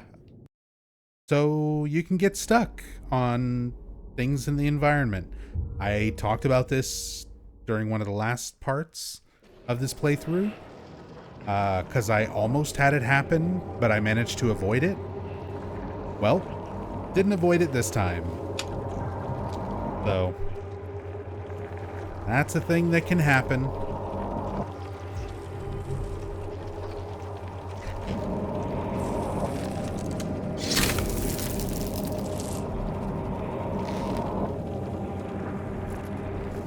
Thankfully, it doesn't set us back too far.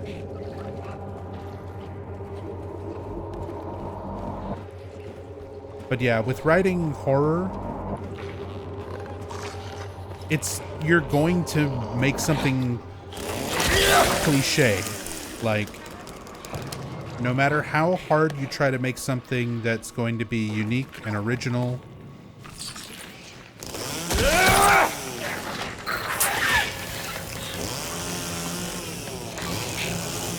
you're likely going to make something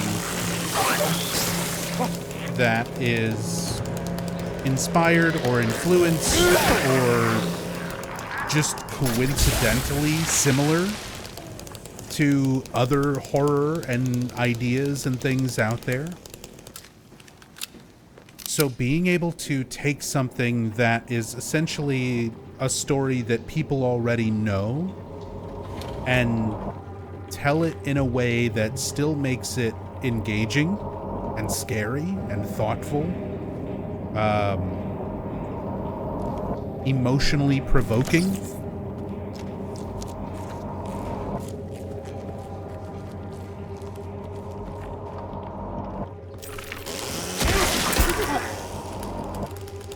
It's difficult. It's difficult to do something that, you know, because a lot of times you can make something that's like a very personal story, something that is very scary and very personal to you, but to a general audience, it doesn't come off that way. It could just come off as weird or funny if the context is not there. If it's not presented in just the right way.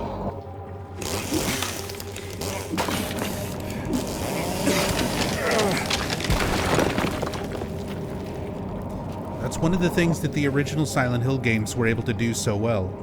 Like, if you're familiar enough with all the things that Silent Hill is based on, if you've watched a lot of David Lynch and Jacob's Ladder and read a lot of Stephen King, you recognize all of the tropes, all of the things that are there.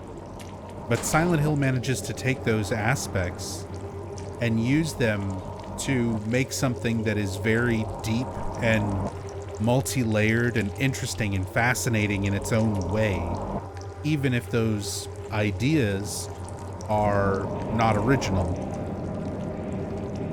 Even if they are, you know, heavily inspired and influenced by something that's already exists, it manages to mix it and redefine it in ways that are still interesting, unexpected. And again, I think the layers of depth, having things mean more than just what they appear to be on the surface, helps a lot with these games as well, in terms of discussion and interpretation. Because there's a lot of imagery that, you know, is taken from other media that exists, but means something else in the context of Silent Hill.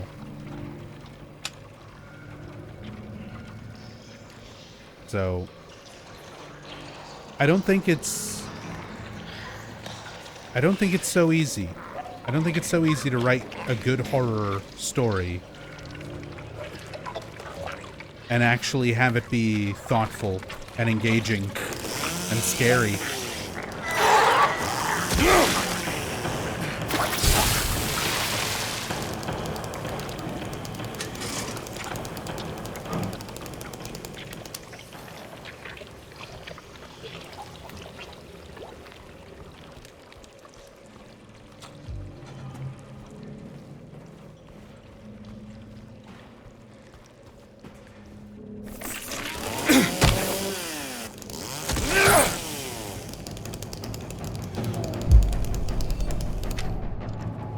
Mentioned Stephen King. Just him alone is responsible for probably 50% of the modern day horror tropes that exist. Yeah, Finvara. A lot of that stuff comes from Stephen King, and a lot of what Stephen King writes comes from, you know, H.P. Lovecraft and Edgar Allan Poe before him. It's just the way those ideas are interpreted and retold. There's only so many different ways you can sort of have the fear of the unknown, you know. But you're able to tell that and portray that in so many unique ways. And Stephen King was always really good at taking those kind of classic horror ideas and concepts and stories that, you know, already existed. Like I said, a lot of Lovecraftian influence and Edgar Allan Poe, and being able to take those ideas and tell them in a new, unique way.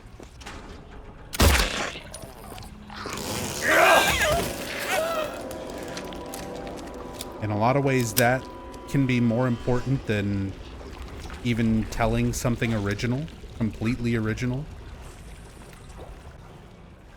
There's only so much originality something can have before it will eventually match up or align with something that already exists, even if it's unintentional.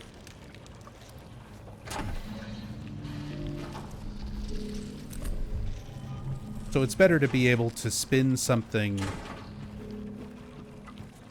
into a unique telling, give it a unique portrayal, than necessarily be like the most original thing.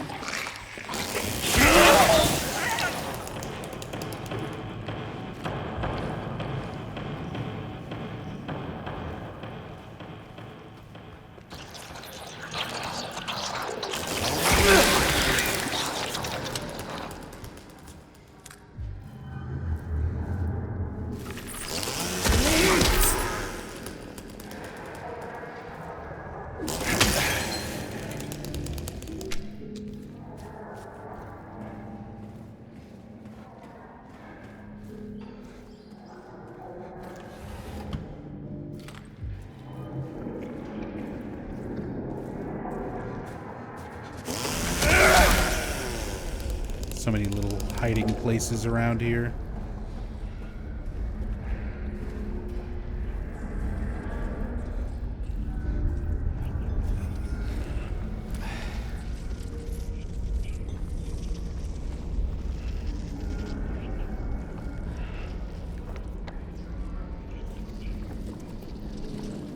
Recreated this patient room from the OG,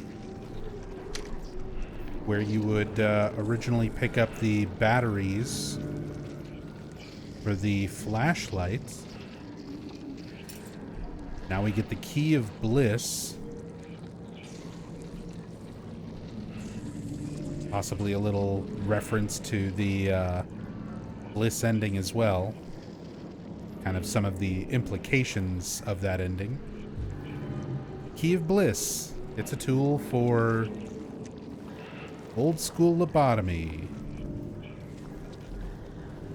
where it goes up your nose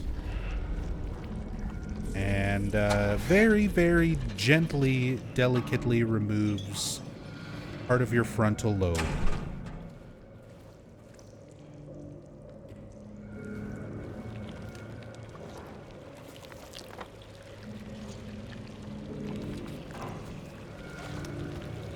Oh yeah, sometimes eye socket when nose does not apply. Depends on the angle. Depends on the part of the brain that needs to be poked and or prodded and removed.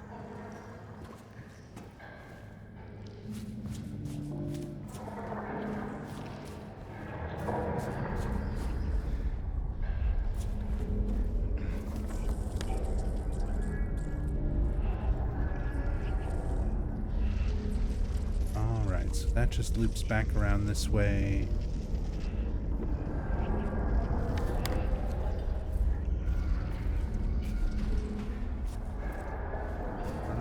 make sure I don't miss stuff here.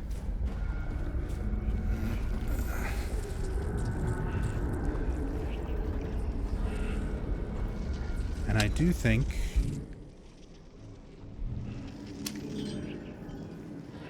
in the environment there's actually some used batteries.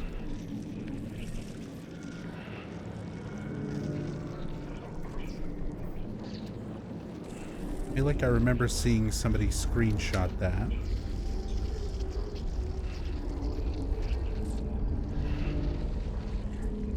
That may be later in the labyrinth.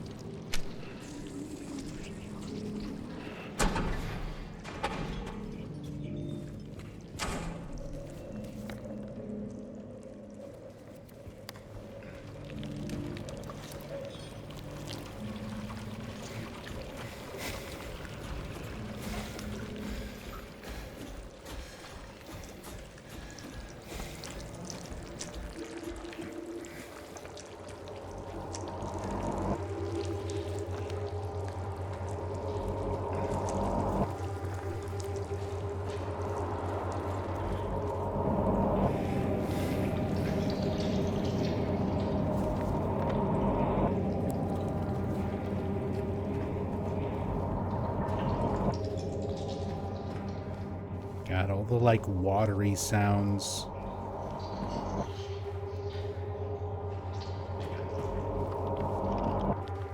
So much squelching.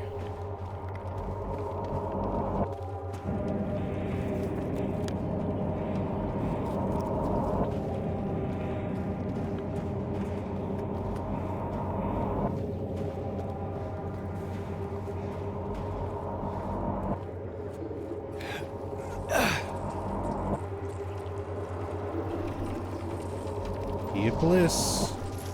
So yeah, in this example, going in through the eye.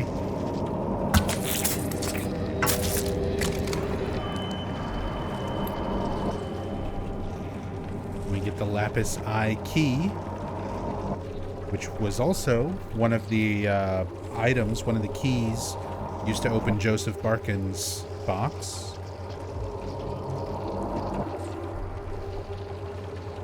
It's like the only thing from that puzzle that they keep.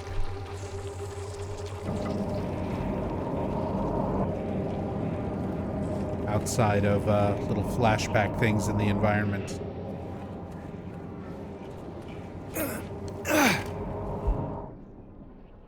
Key decorated with lapis lazuli hidden inside the medical dummy.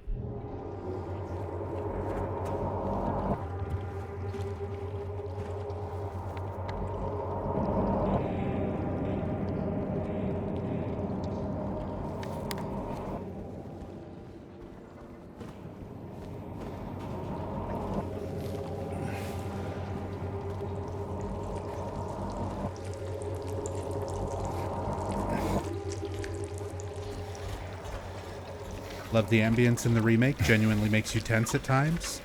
It's very good, Where Whiskey. There's a lot of times where I'm appreciating it, like here, where it's using like an original track and everything from the OG that I'm noticing. But at the same time, I'm still appreciating the sounds of like the rain hitting the side of the windows in the building. Some of the extra new sound effects and things that they have going on as part of the ambience. It's really good. Meal times. You're only waiting to be fed. Wait till you're fed what's obscured. Bring your loved ones to the feast.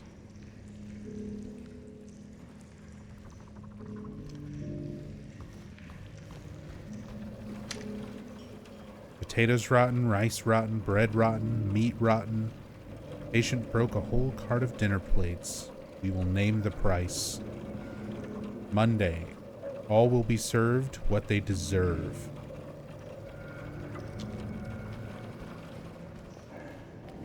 Like how they have the same sort of information, like the patient breaking the plates, but presented in a more sinister way. The otherworld notes.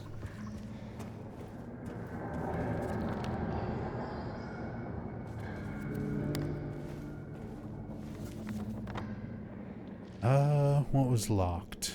Pharmacy.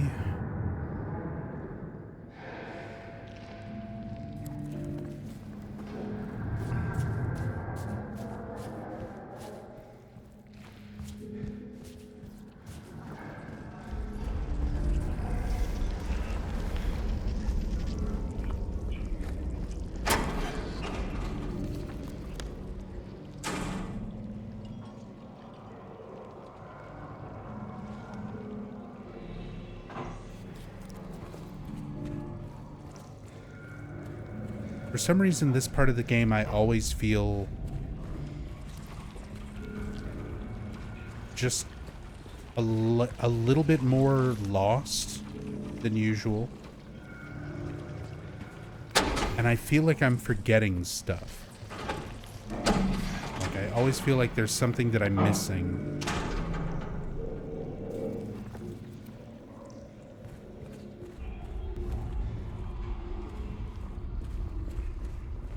I don't know what it is about New Brookhaven.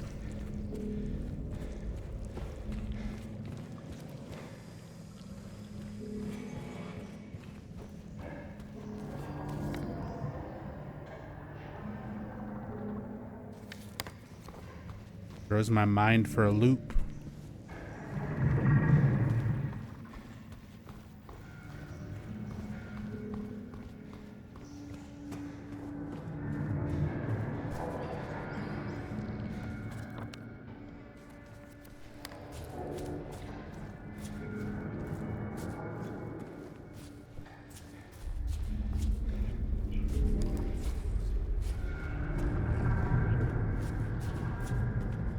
Broke that, got the supplies.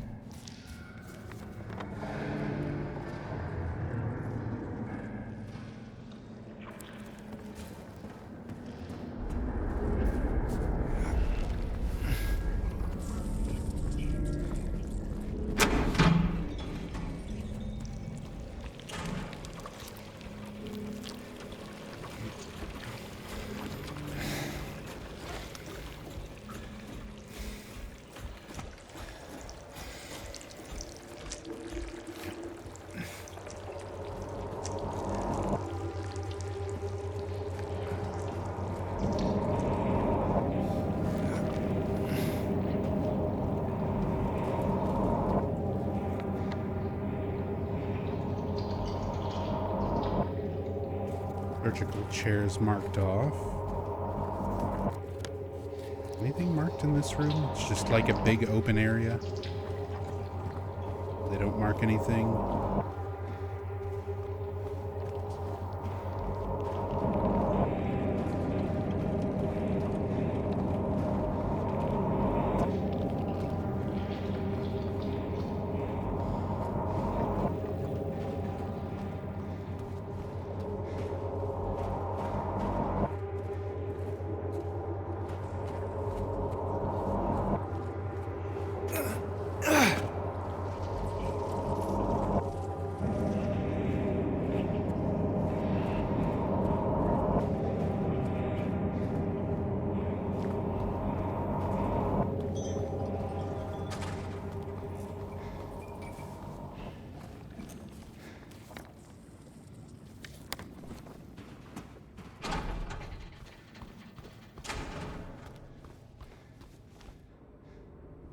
Can unveil this.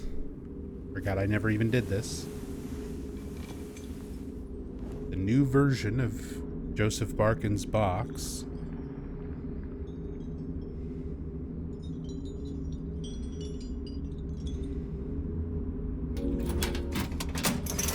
Go. Can use the key. Just need the codes.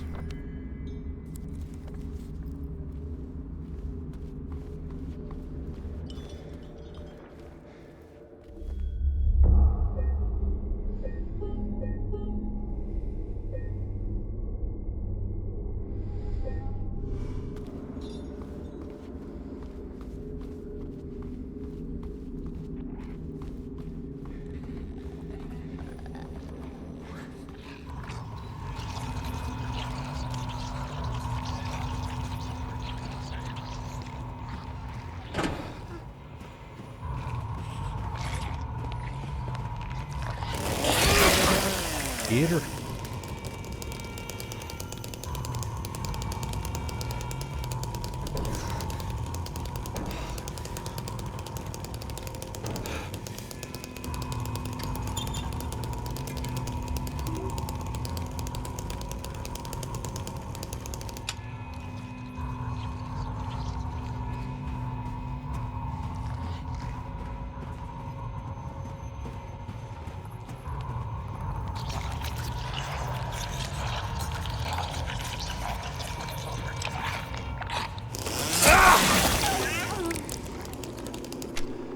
I do like that there are signs and things. As I do more playthroughs, especially once I start speedrunning, I'll probably start picking up on memorizing some of these like visual cues to help remember what I'm doing more efficiently. Ow. Ow. And I'm dead.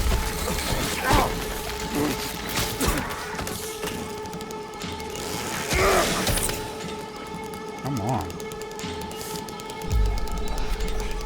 Gagasomnia, thank you so much for the Prime resub and the full year. A lot of love and support. Thank you so much. I was waiting to catch your stream to be able to get this to you. Been watching on YouTube. Glad you've been enjoying it. Thank you so much. Glad you could be here live. Really appreciate you showing out the support.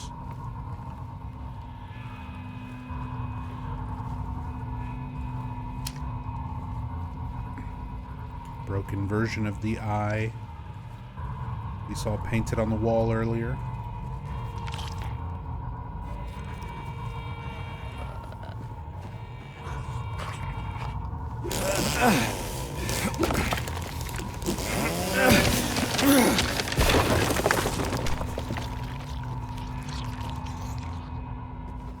Diablo Lord, your only gripe with this game is the mannequins.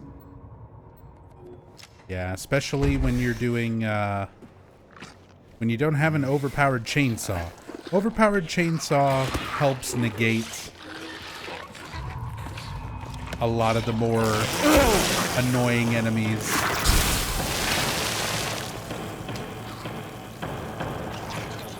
But eventually I'll do a new game, hard difficulty playthrough with no chainsaw.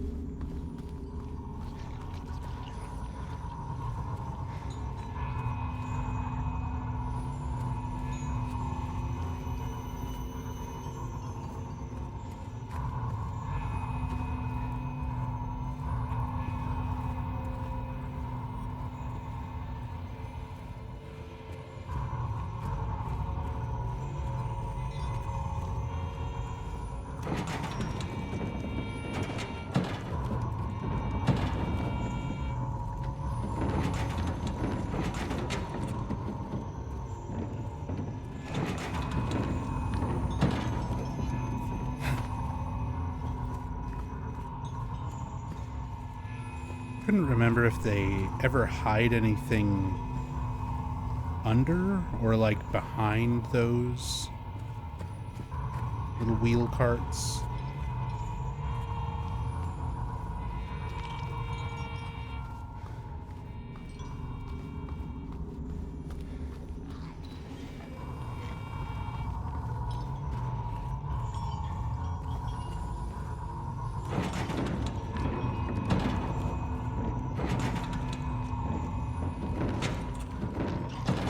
And with this one, it never feels like you're supposed to take it out of that room.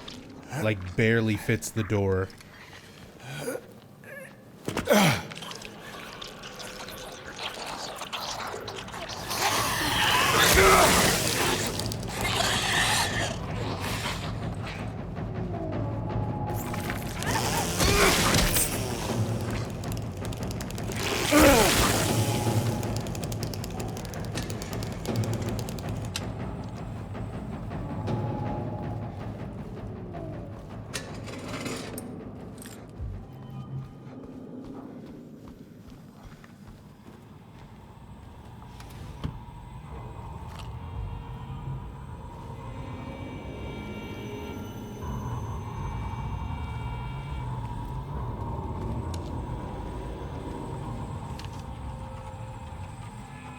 Patient's note. He's there again, looking, staring. He says he'll drag me there. I don't want to. Oops.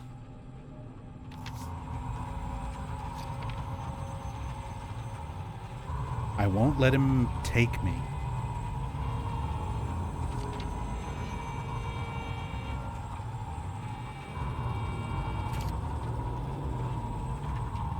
Scribbles and things on there too.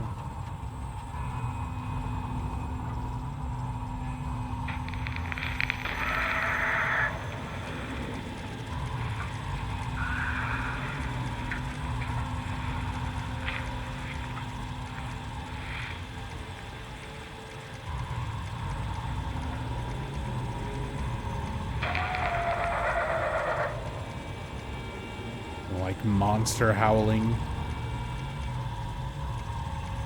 sound effects on this intercom. Director's office key. We've got another Morse code television set. Same message as the other ones before. It's repeating the phrase again and again and again.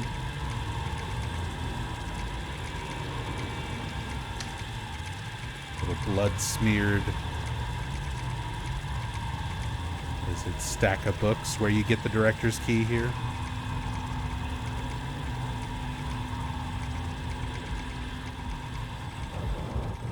Hey Katie. Huge fan of the YouTube videos. I'm so excited to catch you live. Glad you could be here. And thank you so much. I'm glad you enjoy the videos. Strange noises in the subtitles. So where Maria was, we're now seeing bottles of medication that actually have Mary's name on them. They are, like, we'll get to see all that up close with the free cam next playthrough. We get sounds of strained breathing or breathing through, like, medical apparatus.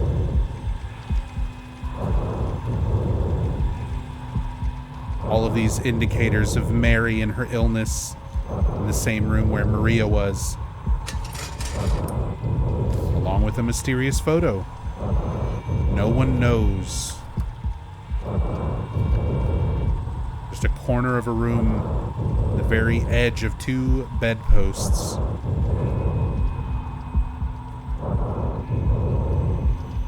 Referring to James killing Mary.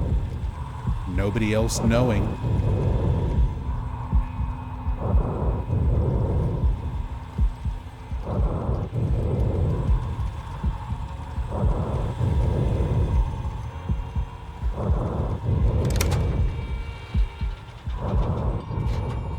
Same sound effects and everything that can be heard in the original Silent Hill 2 as well.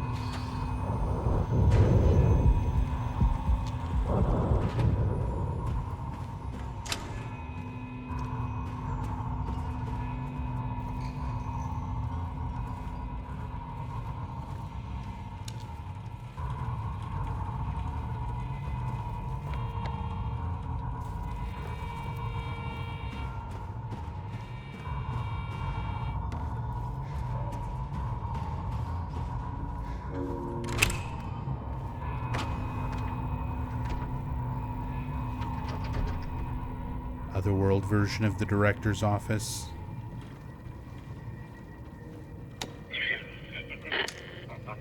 Creepy laughter.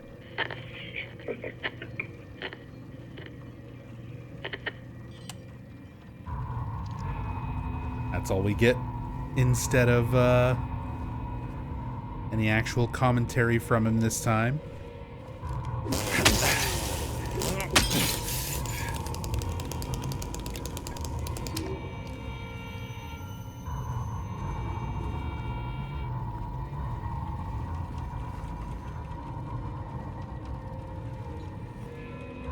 Everything else covered up with the sheets.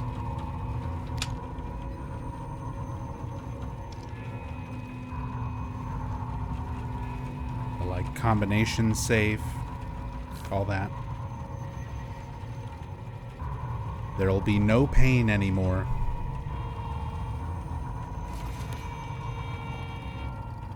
No pain, no pain, no pain.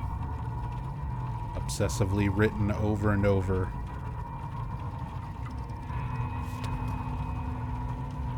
Stuff like this, I feel multiple ways to interpret it.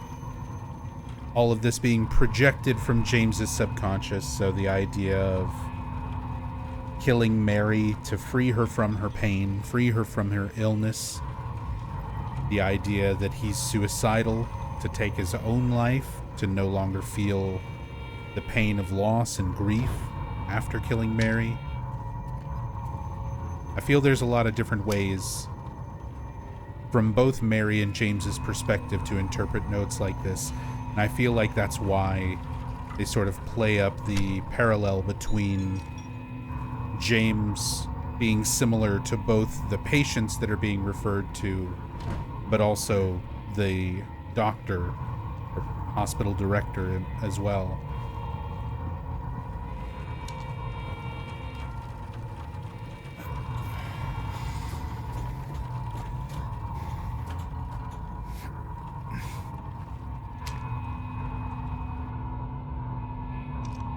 So much of the symbolism, a lot of the visuals in this game, there's oftentimes more than just one way to kind of look at it.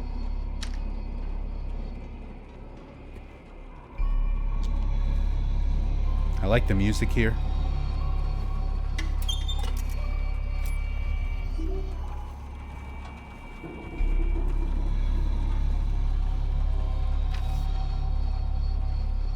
Nurse's note. I found 0050 in the ECT room again. This time I checked, he was not appointed for the treatment. How is it possible he got there all by himself? And how would he know how to turn the thing on?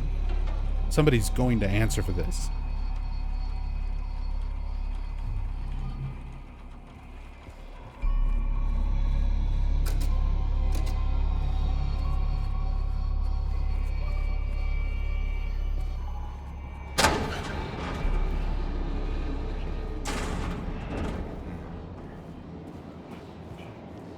Shock treatment, shock therapy.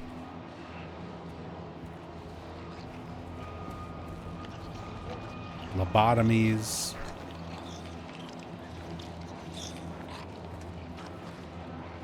A lot of not so ethical, not so good methods and techniques being employed at Brookhaven.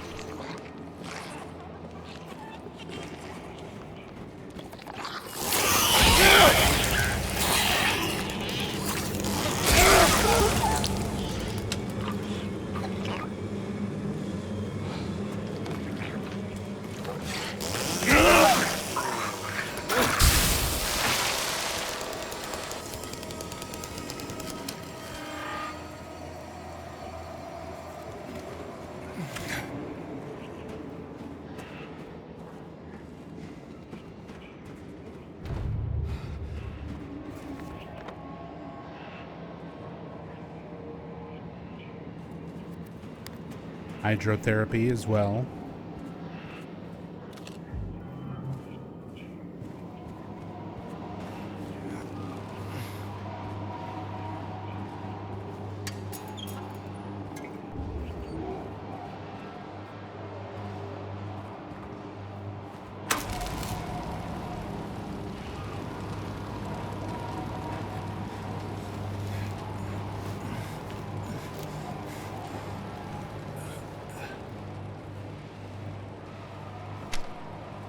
Gotta crawl around right next to the toilet. Most appropriate. Director's note. I won't rest until they are solved. I won't rest. I can't rest. I don't know how anymore.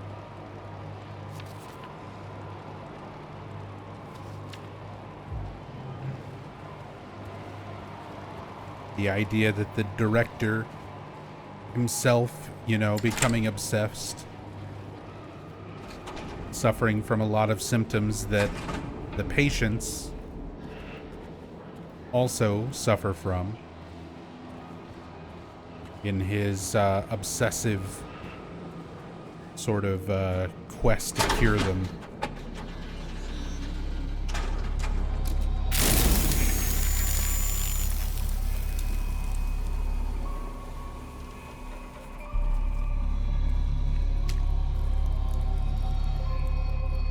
Nine 659.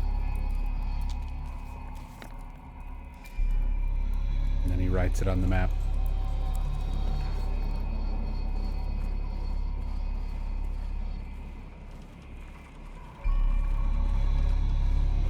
I like the idea, but I don't know, something a little bit silly about the numbers appearing with the electricity, with the burns.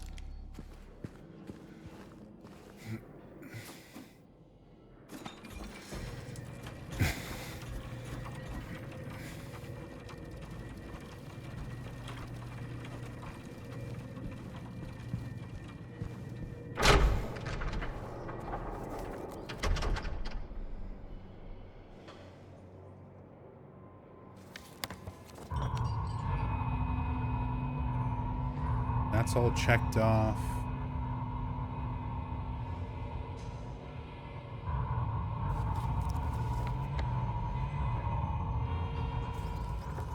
I went in C1.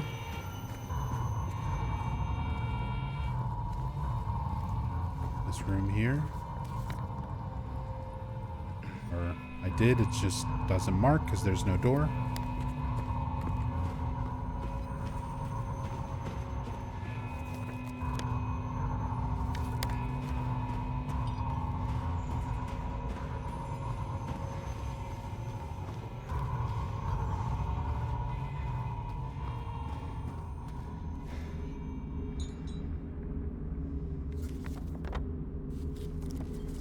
Nine 659.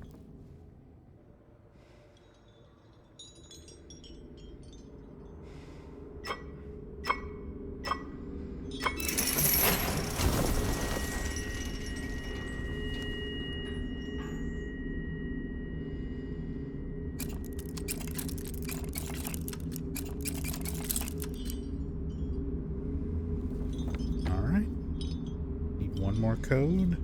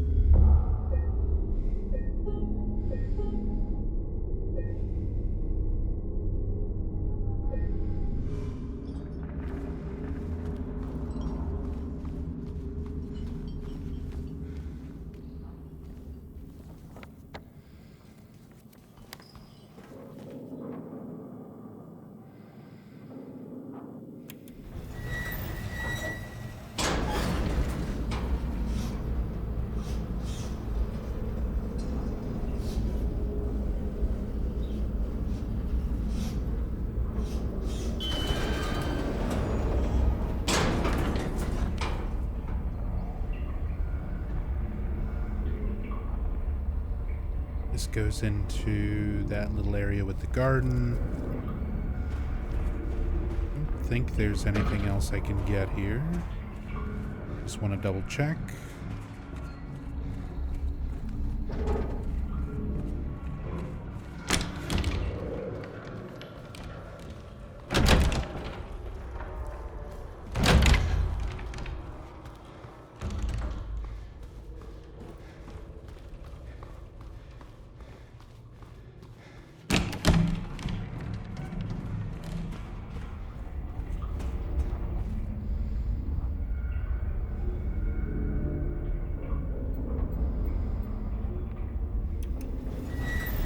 still need the button to be able to go to the basement floor.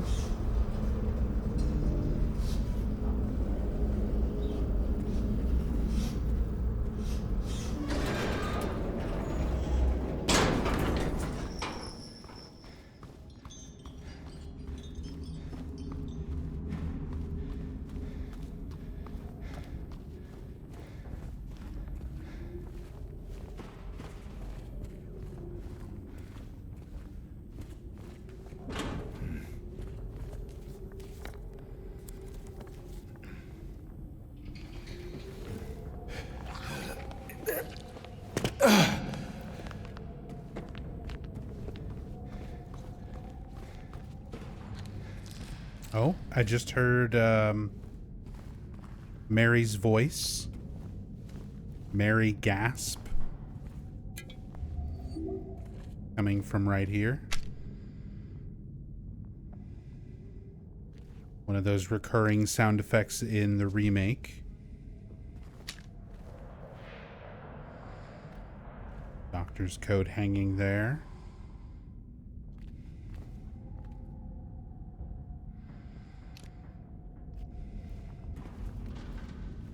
But yeah, I suspect those all happen during particular things, kind of areas of note.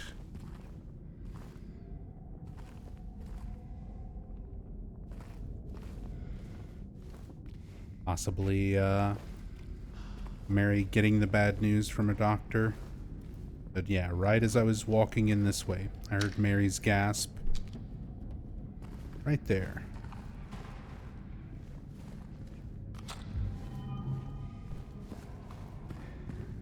But since it happens pretty consistently throughout a playthrough, I want to try and make note of all the places where it can happen. See if it happens every single time or if there's other criteria. If you have to, like, hear the previous ones to hear the following ones. Any other significance there might be for those little audio cues.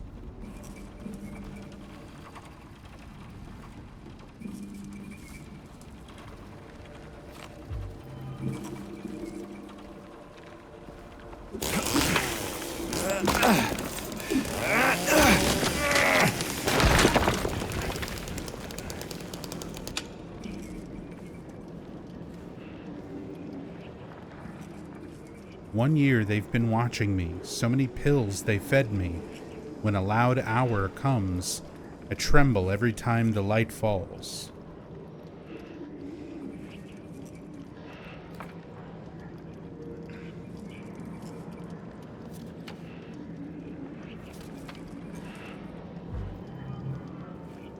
So I assume this works pretty much the same as standard difficulty.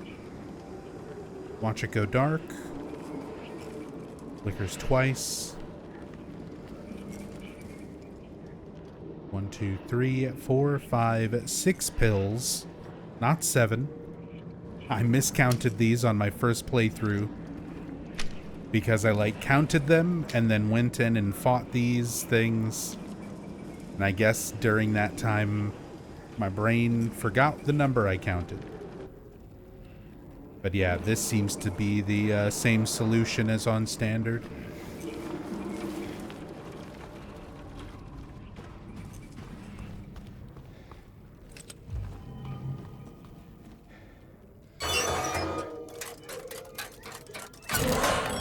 Yeah, 2.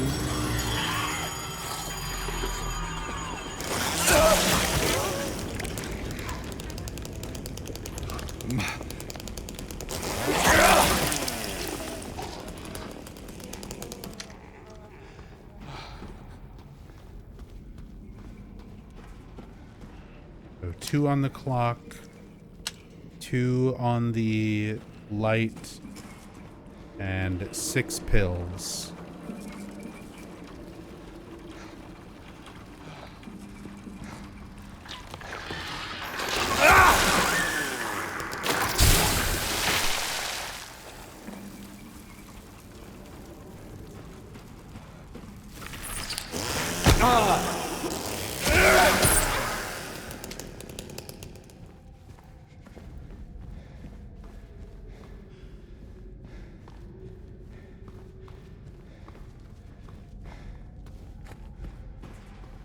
pretty sure I heard a mannequin running.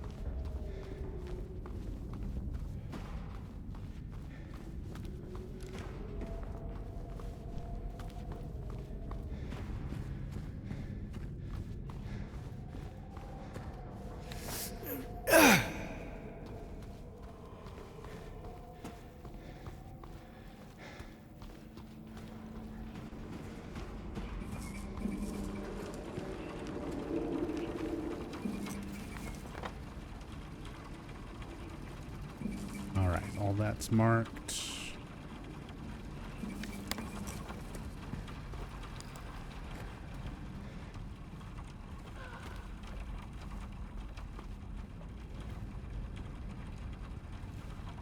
Oh. Thought I heard another gasp there. A different one. Like a more pained one.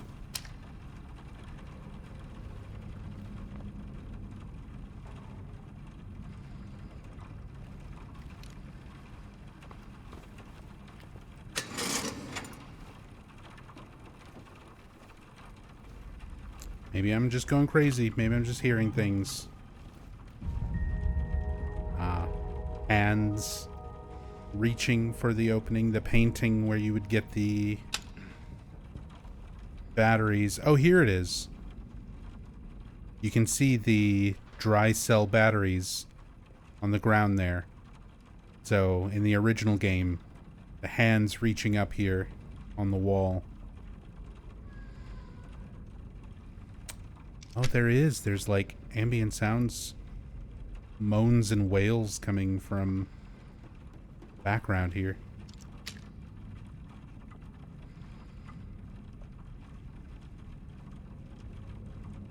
But the batteries, little reference to the original game where you had to pick up replacement batteries for your flashlight in Brookhaven. Then you would replace it when it goes out in the bug room later on in the labyrinth. A sequence that, for the most part, is pretty much redone. Like, the sequence is still kind of there.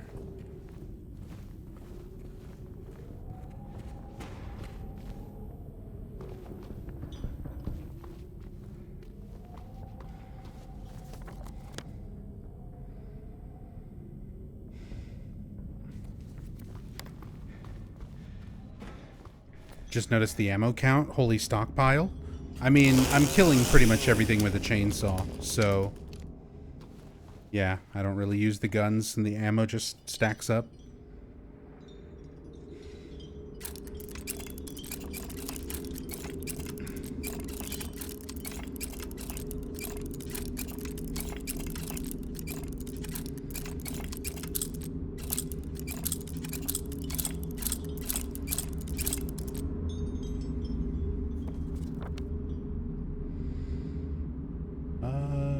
What am I missing?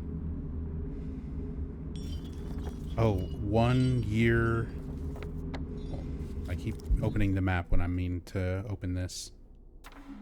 1 year they've been watching. So many pills. So 1622.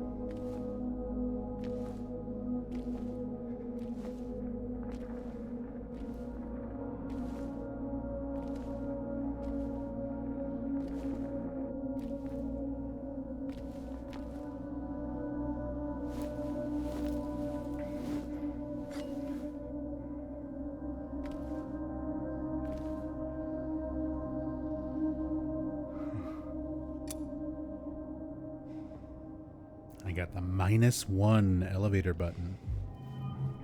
Not B for basement. Floor -1.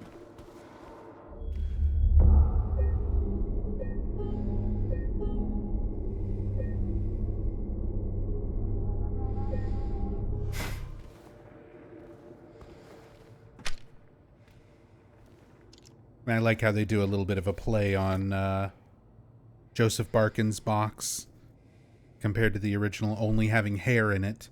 And James at first thinks it's empty before he realizes there's like a strand of hair. Now there's not even that.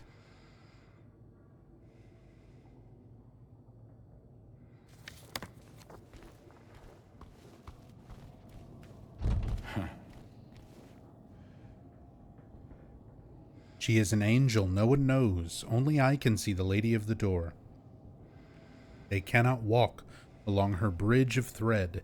They fall from the weight of their crimes. Like bloated and ugly corpses, their sins she devours them. Sin and sinner alike. She saves me. She is an angel. You find a similar, basically word for word, this same note in a patient's room in the original Silent Hill 2. Your clue to the lady of the door and finding the rings needed to open the door. Rings needed to be placed on the hands that are sticking out.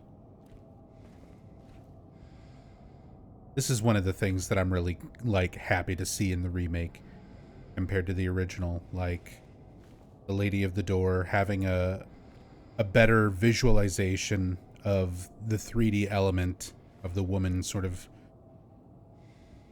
coming out of the door in 3D, but still looking like part of the painting and everything around it.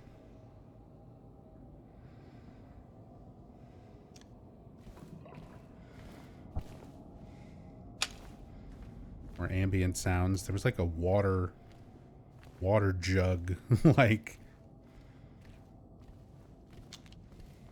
weird noise there.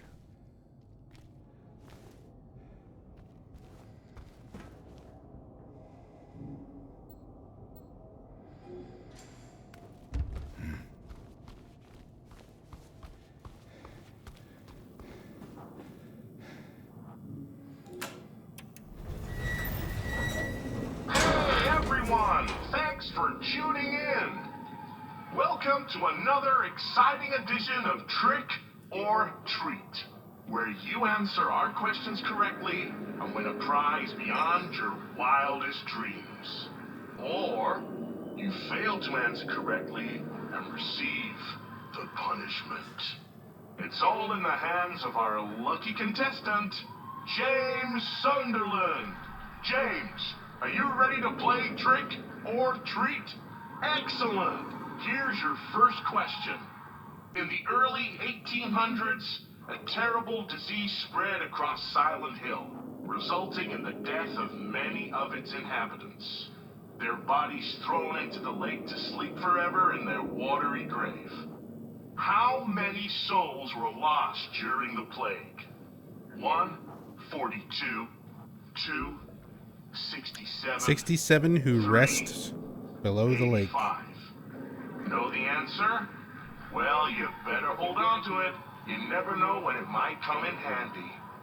Now, on to the second By the way, question. the voice Follow Sanders Street heading east is to Danny Gurdon Kirain, outskirts of town. One who and did the only motion one capture road for will take Eddie. you towards the lumber yard and So the cemetery. Eddie's model and What is the name of appearance that road? and motion capture 1, was done by this guy, 2, but not Eddie's Munson voice. Street, Eddie's voice was a 3, different actor. Wiltsea Road. Did you get that? I sure as hell hope so. So this For a guy third got to and final be question, the mocap for Silent Eddie, Hill witnessed a but gruesome also murder the game show years host. back. A brother and sister were playing in the road when they were attacked and chopped into pieces with an axe. Torn flesh, smashed bones, splattered blood. What a terrible tragedy. What a gruesome end to such innocent lives. One of the victims was a local boy named Billy Loquet. But What was the name of the other victim? Billy's sister. 1, Miriam. 2, Heather. 3, Julia. And of course, they get the Heather reference in there. That's the last of our questions. Have you got it all figured out? If so, fantastic. The time will soon come to collect your prizes. But be careful. If you're wrong, well, looks like that's all the time we have for today, folks. Thanks for tuning in. See you somewhere, sometime, in sickness or in health. Bye. In sickness and in health. Very common part of wedding vows. So again, little reminders of James and Mary. You went Frank West there. Fantastic. But yeah, that's Eddie's mocap actor, Danny Carrane, doing the voice of the game show host. And yeah, I don't really vibe with it. Just like the game show host in the HD collection, compared to the original, like the original was just a very, very particular vibe, like the emotion, the weirdness of the delivery, how it is funny but it's still creepy. That's a real hard tone to match.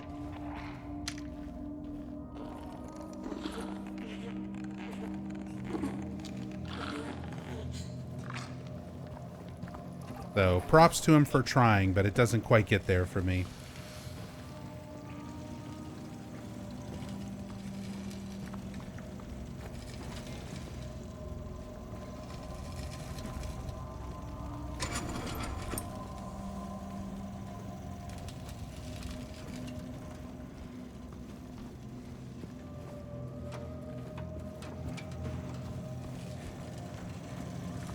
The original was extra jubilant about the axe chopping. Yeah. Certain tones in the voice, those little details make a difference. The delivery here is like, it's all right. They're going for a more creepy thing with the vocal distortion. It's a little too much of an effect, in my opinion. Instead of relying on just the voice actor doing like a weird performance. It kind of felt like, you know, they had the vocal distorter effect in mind first. And when you're using those types of voice changers and distortion effects, you don't want to really overperform on your actual performance. You want to sort of let the effect do the work. And that's kind of the way that whole segment comes off. Is it's toned down a little bit. It's kind of flat in order to make the voice distortion effect work. But the tone of that effect is just not quite right for the scene.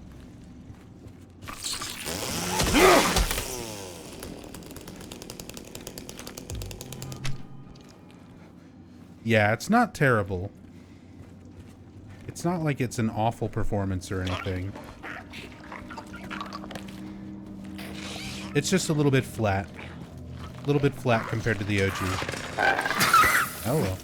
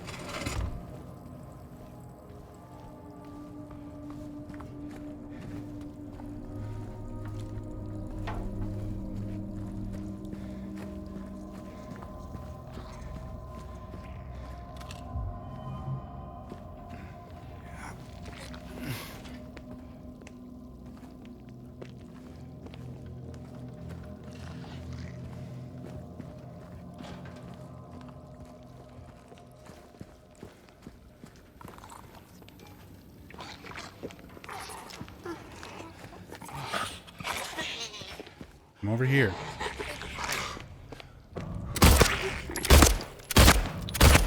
I'll just miss every shot.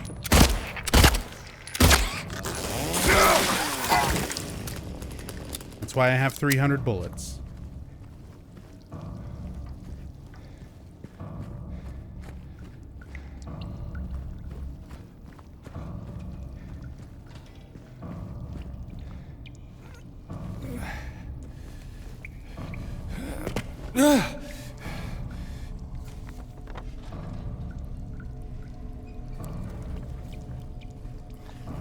Really love the map fill-in effect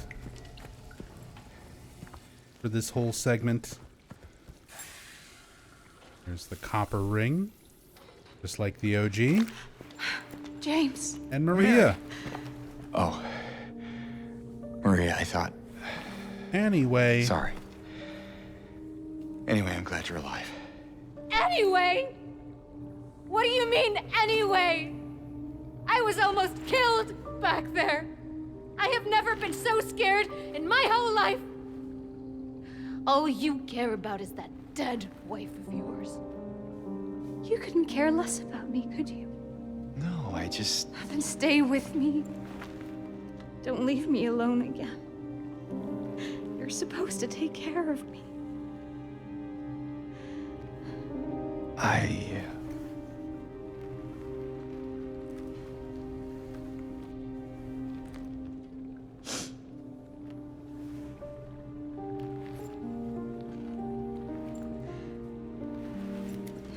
So what about Laura? You found her? Yeah, but she ran away. What? Well, we have to find her. Yeah, you really seem to care about that girl. Do you know her? I'd never met her before. I just feel sorry for her. She's all alone and... I don't know, for some reason I feel like it's up to me to protect her. Come on, let's go look for her. Let's go look for her. I'll try looking for her with your eyes blinded. You trying to blind me, James? Yes. That anyway line from Maria and the next few sentences sound really off to me in the remake. Yeah, Kabi-sama. It doesn't hit the same, for sure. And I mean, it's different actors, different performances. What I will say, in interviews, Salome Gunnarsdottir has mentioned, like, very specifically watching, like, some scenes they had a different idea and a different direction, different interpretation of how to, like, deliver the performance. And then other scenes they were more strict about kind of watching the original and trying to somewhat match the original. The majority of the scenes are not like that, where they're not trying to match the tone and the pace of the delivery from the original. This scene is one of those, though. And to me, it shows. This is one of the ones I think would have benefited more if they had done it differently, rather than try to make it so close to the OG. Because there's no way to watch that performance, hear that performance, without comparing it to the original, because it is so closely done. That, yeah, you can kind of hear it in the performance that Salome has done it a dozen times and she's trying to hit the same emotional peaks as Monica Horrigan in the original, but her vocal range is different. Like, her tone is different, and it just doesn't work. It sounds a little too forced here. Very nitpicky. Like, it's not a bad delivery. None of the deliveries in this feel like a poor performance. But some of them like this just, they hit very differently. They're not, you're not getting that same emotional response.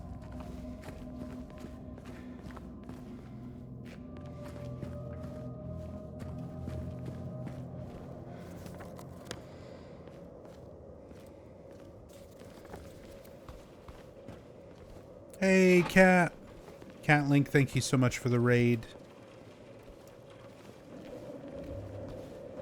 Very much appreciate it. Welcome, everybody, coming over from Cat's stream. Hope you had a good stream. What were you up to, Cat? Yeah, for anybody new here, I'm Nub Zombie.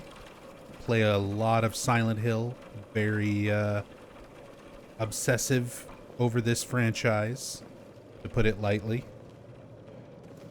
Do super in-depth story playthroughs, speed runs, challenge runs, for pretty much everything in the series. We're just taking our time going through Silent Hill 2 Remake, analyzing the story, talking about some of the details. Yeah, welcome. Get comfy. Playing some Tomb Raider? Hell yeah. Have you just been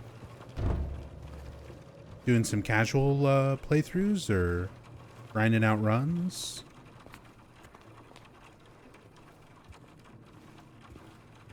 And yeah, for those who are not already following Cat, definitely shout outs to Cat Link. Go and check her out, follow, subscribe, support, all that good stuff. Cat is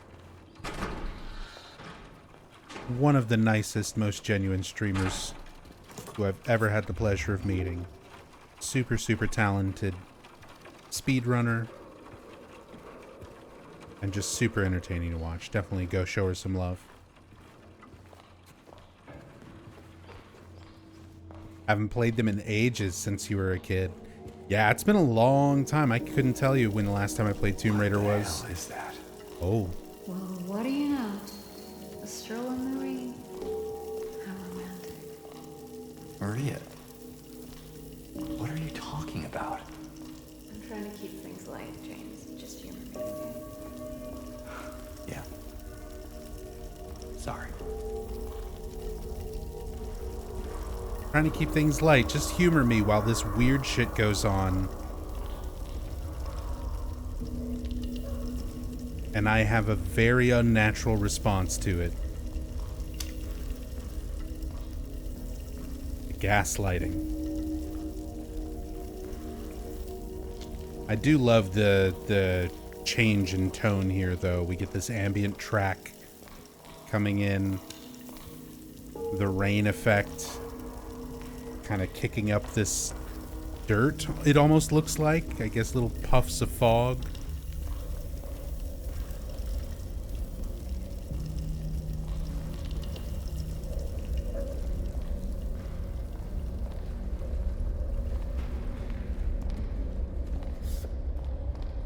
They mustn't know. Photo number 13.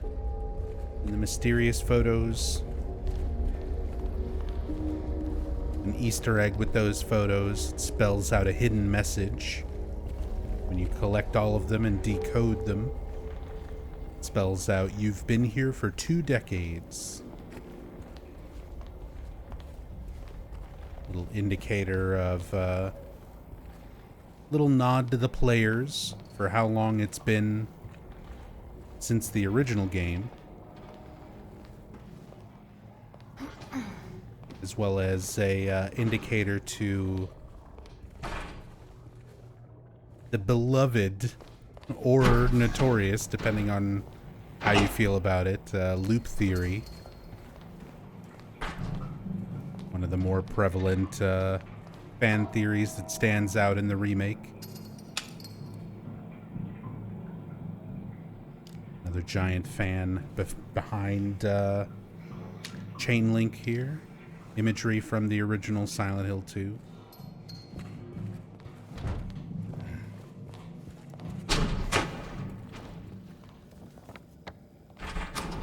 Is that what I think it is? It's a refrigerator. This is another line where the OG is just so iconic for how silly it kind of is. But I don't know. I think those weird line deliveries, things that are kind of funny in the OG, they added little moments of levity that were kind of gave you a little bit of relief of tension while playing horror games so that it could build it all back up again. It's an important part of feeling scared. You kind of have to have a relief of that tension every once in a while, either through like a boss fight or particular situation building up and then feeling like it's quote unquote normal again. Or sometimes just a little light-hearted line delivery can make a difference.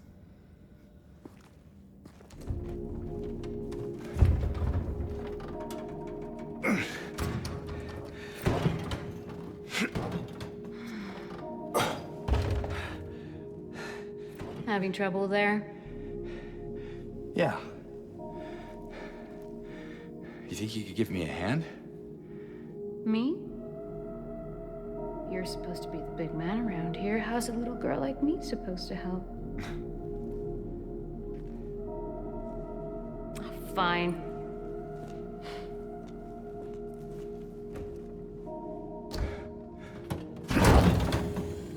Oh, God.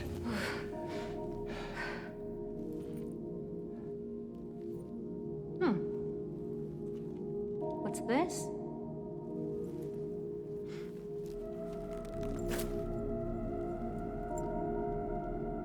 Not very cute, is it?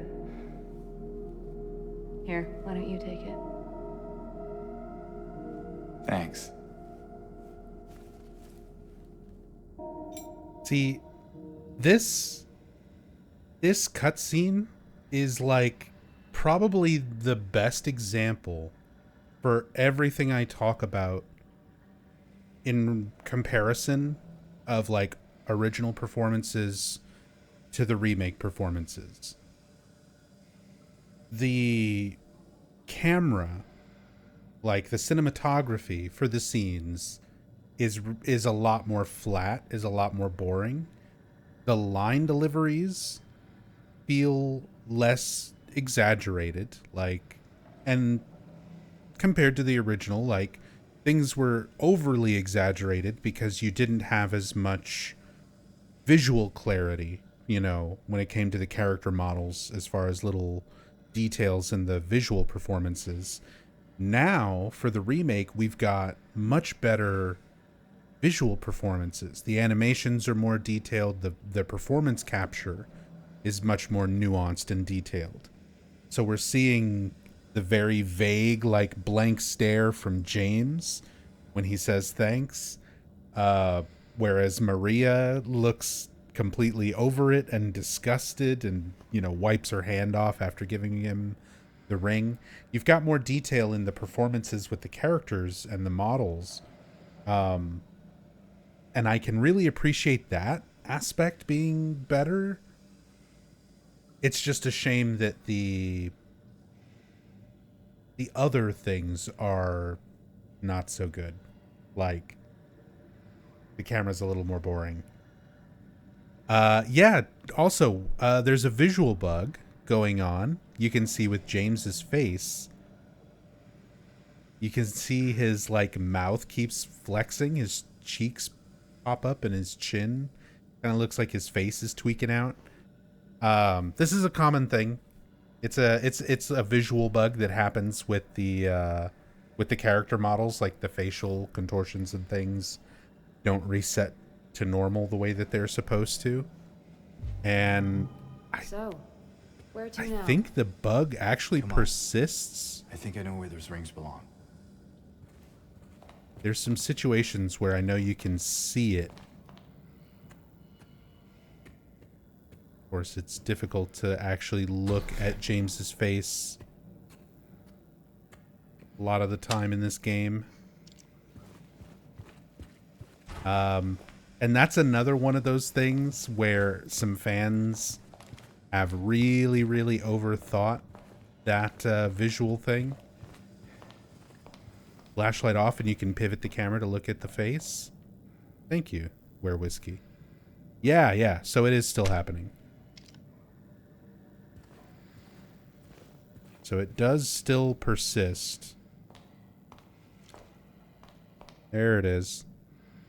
So it's an animation bug. His facial features are not resetting to default the way that they're supposed to, and it basically like breaks this animation loop. This is one of those things where I've seen a fan in particular, like who does a lot of cam hacks and stuff like that, notice this bug in some situations and try and give it like psychological meaning. They're like, oh, Luke Roberts said in an interview that he interpreted James to have PTSD, and this facial twitching is supposed to be indicative of this particular, neurological response, blah, blah, blah. Like, way overthinking it. Way overthinking it. It's a visual bug. It's not a thing that's intentional. James just tweaking out.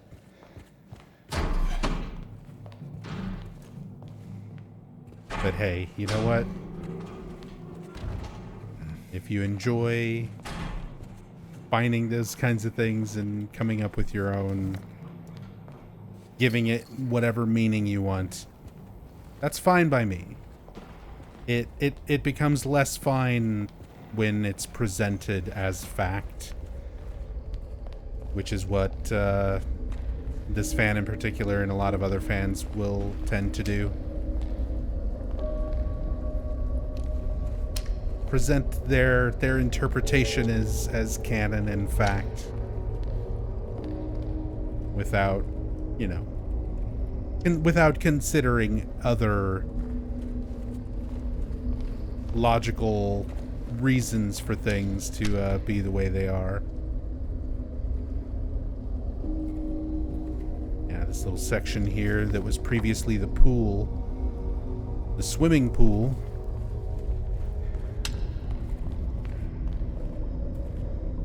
just descending down into a bottomless void. One of the things you love most about discussing things is seeing how other people can interpret things. I agree. I love like going through and interpreting things, trying to research them, sharing what I learn and what I interpret with other fans. Like, that's a big part of how I've learned so much about these games over the years, is just researching and learning what I can and then sharing that with other people, sharing in personal interpretations of the information with other people. But there are also lots of times where I've had to learn, like, that I'm wrong and that I'm overthinking something, and accept that, not every theory is going to work. Not every interpretation is going to be accurate, if accuracy means, abiding by the developer's intentions, which is something that I do. It's something that I respect. I respect the people who made this game, or made the original, as well as the people who made the remake. I think their interpretations are valid as well, the way they portray things compared to the original. But yeah, again, it's not a problem when it's sort of your own thoughts and feelings on it. It's a problem when you start, like,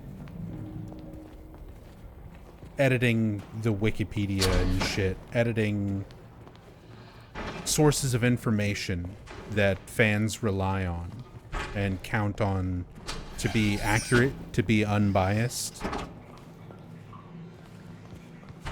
And it can be really unfortunate for a lot of fans who are trying to learn more about these games and then get a very wildly inaccurate you know, inaccurate sort of portrayal through somebody else's not accurate interpretation.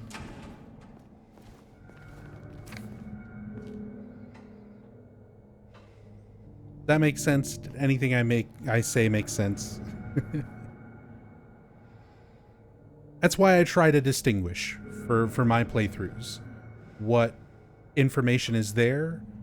If it's a personal interpretation, I try to make it known, like this is just how I see it, or how the fan base as a general, you know, sort of sees it.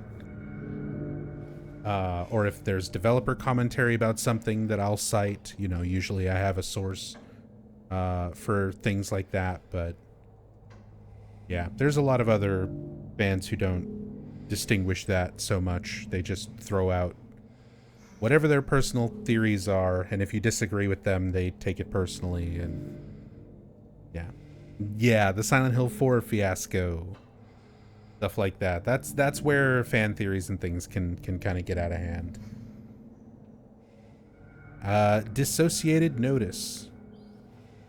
The patients will become the diagnosis scheduled for them when they'll make recovery, as my aim is always for the entire personnel, especially when their symptoms will become receding with effective treatment.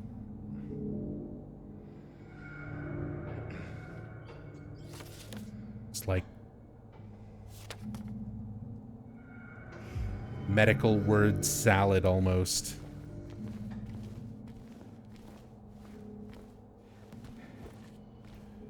Feels like the ability to write and form sentences for the director is like breaking down, becoming more chaotic.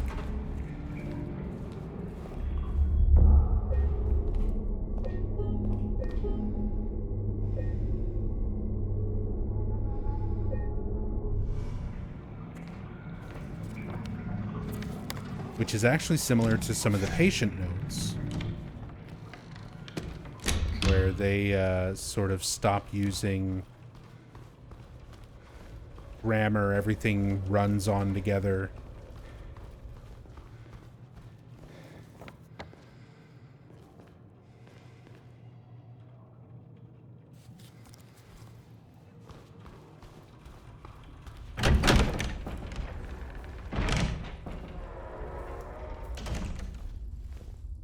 Maria, nothing to say about the tiny little garden?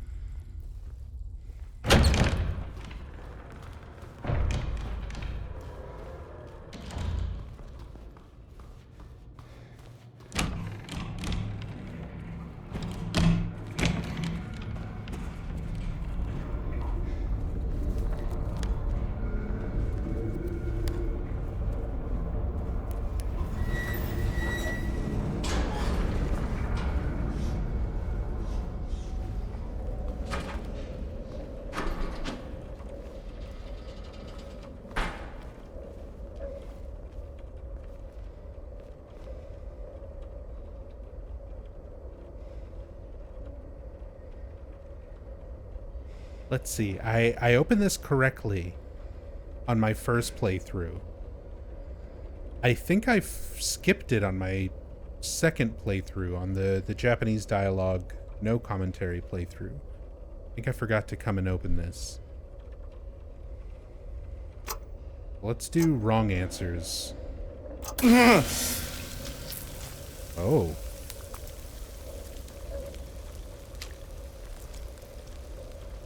Okay. Similar to the original, you get like sprayed with poison for answering incorrectly, and you don't get the chance to try again. A little like music sting, the little sound sting I wasn't expecting. That's cool. Just wanted to see the difference in opening that correctly or answering incorrectly.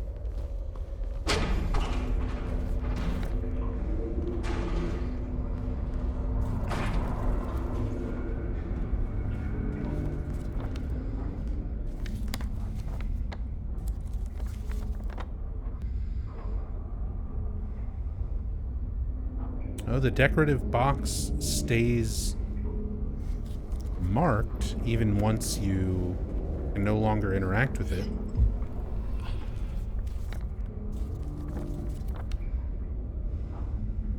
Second floor is Lady of the Door.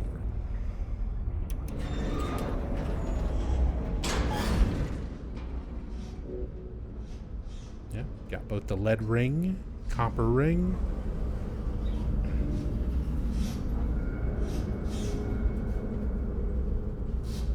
And just like with the original, the rings themselves, ring made of lead engraved with a terrified face. It's described as a bloated face in the original. And then the copper ring made of copper engraved with a spider ornament. Still the same, engraved with a spider. You have the writing about the Lady of the Door, mentioning the Bridge of Thread and the sins. Sin and sinner alike, she saves me. So sins, walking along the Bridge of Thread, falling from the weight of their crimes, are all very similar to the Spider's Thread, a Japanese folklore, folk story.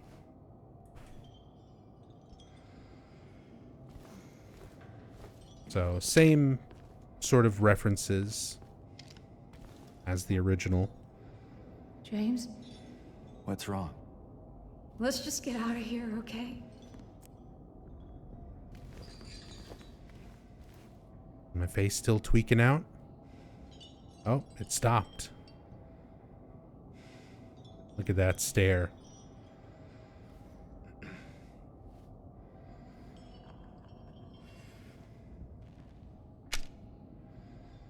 So Maria starts getting a bad feeling as we basically start leading up to the Pyramid Head chase sequence. Again, more indication that Maria is sort of aware of what's going to happen to her. And there's a lot of different ways to interpret that. Again, fans of the loop theory interpret this as she remembers previous loops where she dies here. Or just the meta explanation of she remembers the original game dying here. If you think about context of like Born from a Wish, Maria is aware of who and what she is. She's aware of James and his past, their history, refers to him as a bad man. More weird little ambient sounds and stuff going on. But, yeah, just a lot of different ways to kind of interpret Maria getting this bad feeling here. And I feel like she is sort of a manifestation of the town. I feel like her almost being a meta outside perspective of things in the rest, like compared to the rest of the characters, that she would have knowledge different from the rest of them, kind of makes sense.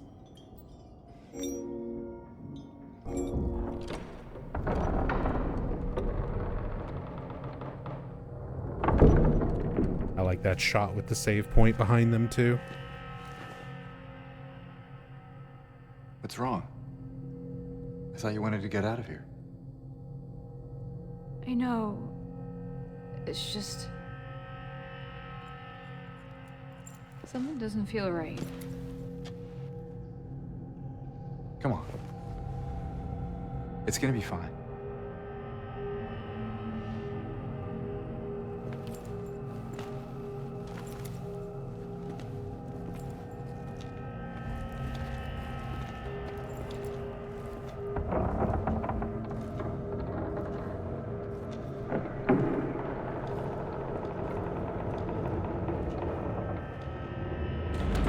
And off they go.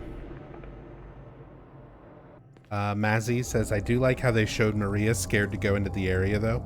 Yeah, I like these sorts of moments in general. I like that they give Maria more screen time, essentially. She has more opportunity to emote and to express herself as a character.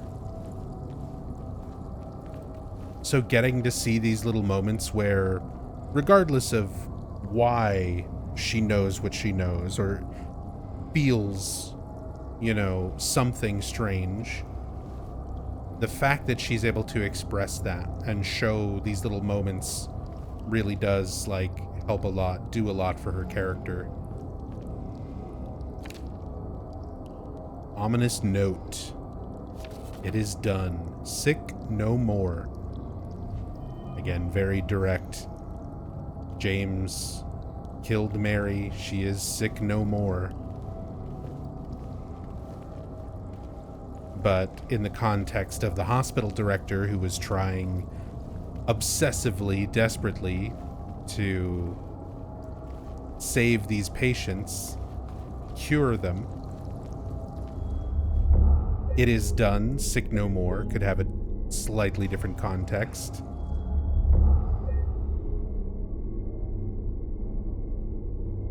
Since we get a good shot of Maria in the background here for the save, I just wanted to show that again. We can also see some of the features on James. The wrinkles, bags under his eyes, wrinkles on his face, a little bit more noticeable stubble on his chin and cheeks. Starts showing a little bit more wear and tear as the game goes on. Like physically becoming run down. His hands, when you take out the map, you can see like his fingernails and hands and stuff get more and more dirty.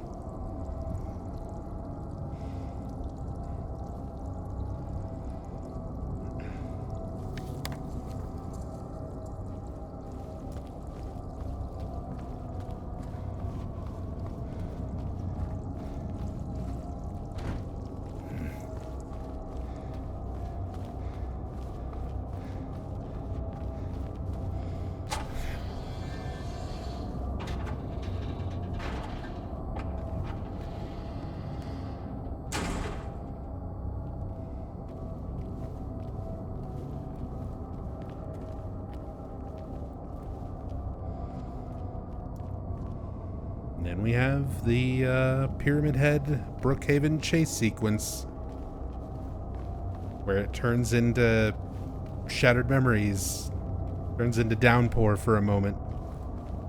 Just a moment.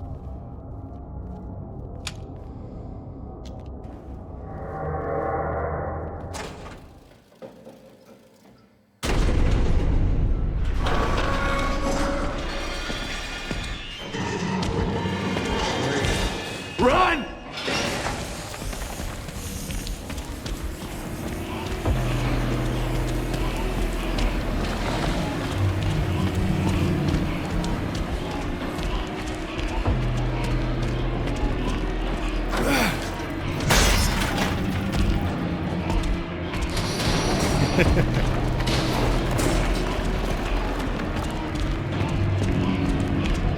It's very forgiving.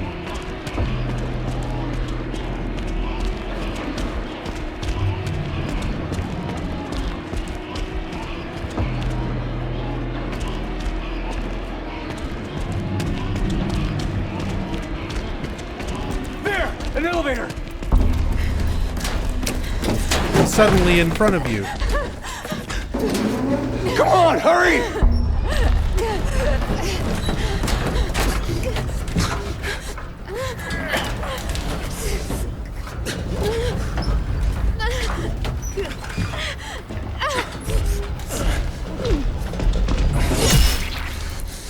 Again, look at the camera. Just like flat, hand down, reverse shot, reverse shot.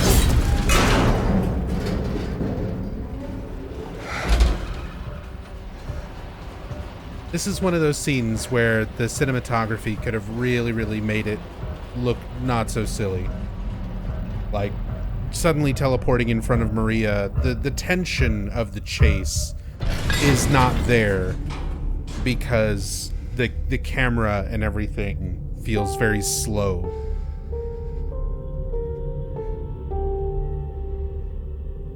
The performances are good. Again, the like close-up, the facial performances with James and Maria and everything there are like, that's the best part of every cutscene. It's a shame it's just presented very kind of flat. Her getting yoinked away was also a bit silly. A little bit, but that's fairly in line. It's not... It's an exaggeration on essentially what happens in the OG. And again, I don't think it would look so silly if the camera wasn't just sitting right on it, like so flatly. Add in a little bit more of an interesting camera view, a little bit more dynamic motion to it that emphasizes like the moment of her being pulled away from the door. Stuff like that makes a big difference, goes a long way in terms of tone for a scene without having to change like the animations themselves. Just the view could have been a little bit more dynamic. Again, this is like real nitpicky. But hey, that's what I'm here for.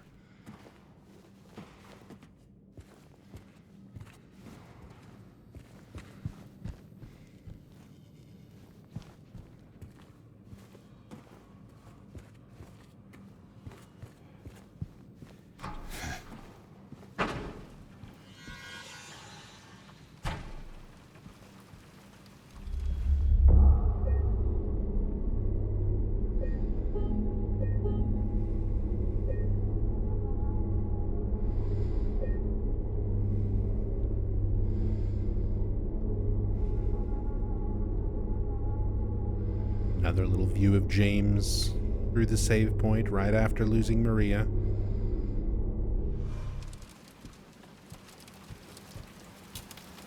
Just for comparison's sake. Hospital entrance key.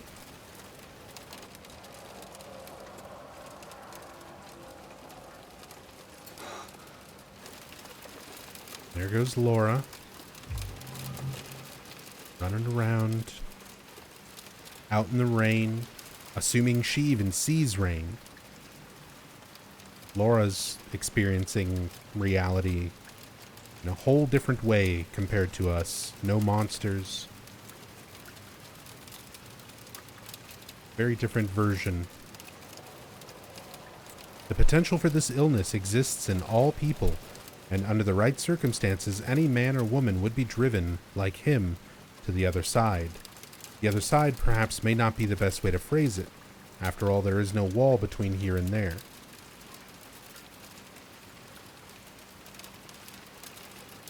Excuse me.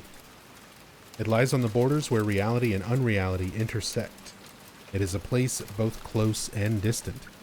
Some say it isn't even an illness. I cannot agree with them. I'm a doctor, not a philosopher or even a psychiatrist, unlike the director. So they sort of changed this up compared to the original. So this is being written by somebody distinctly other than the director. And they are specifying that the director is a psychiatrist or philosopher or both. But sometimes I have to ask myself this question. It's true that to us his imaginings are nothing but the inventions of a busy mind, but to him there simply is no other reality. Furthermore, he is happy there. So why, I ask myself, why in the name of healing him must we drag him painfully into the world of our own reality?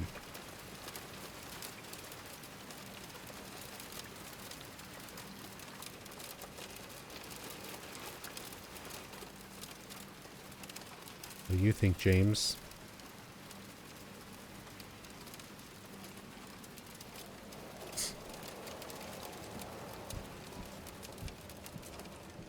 All right.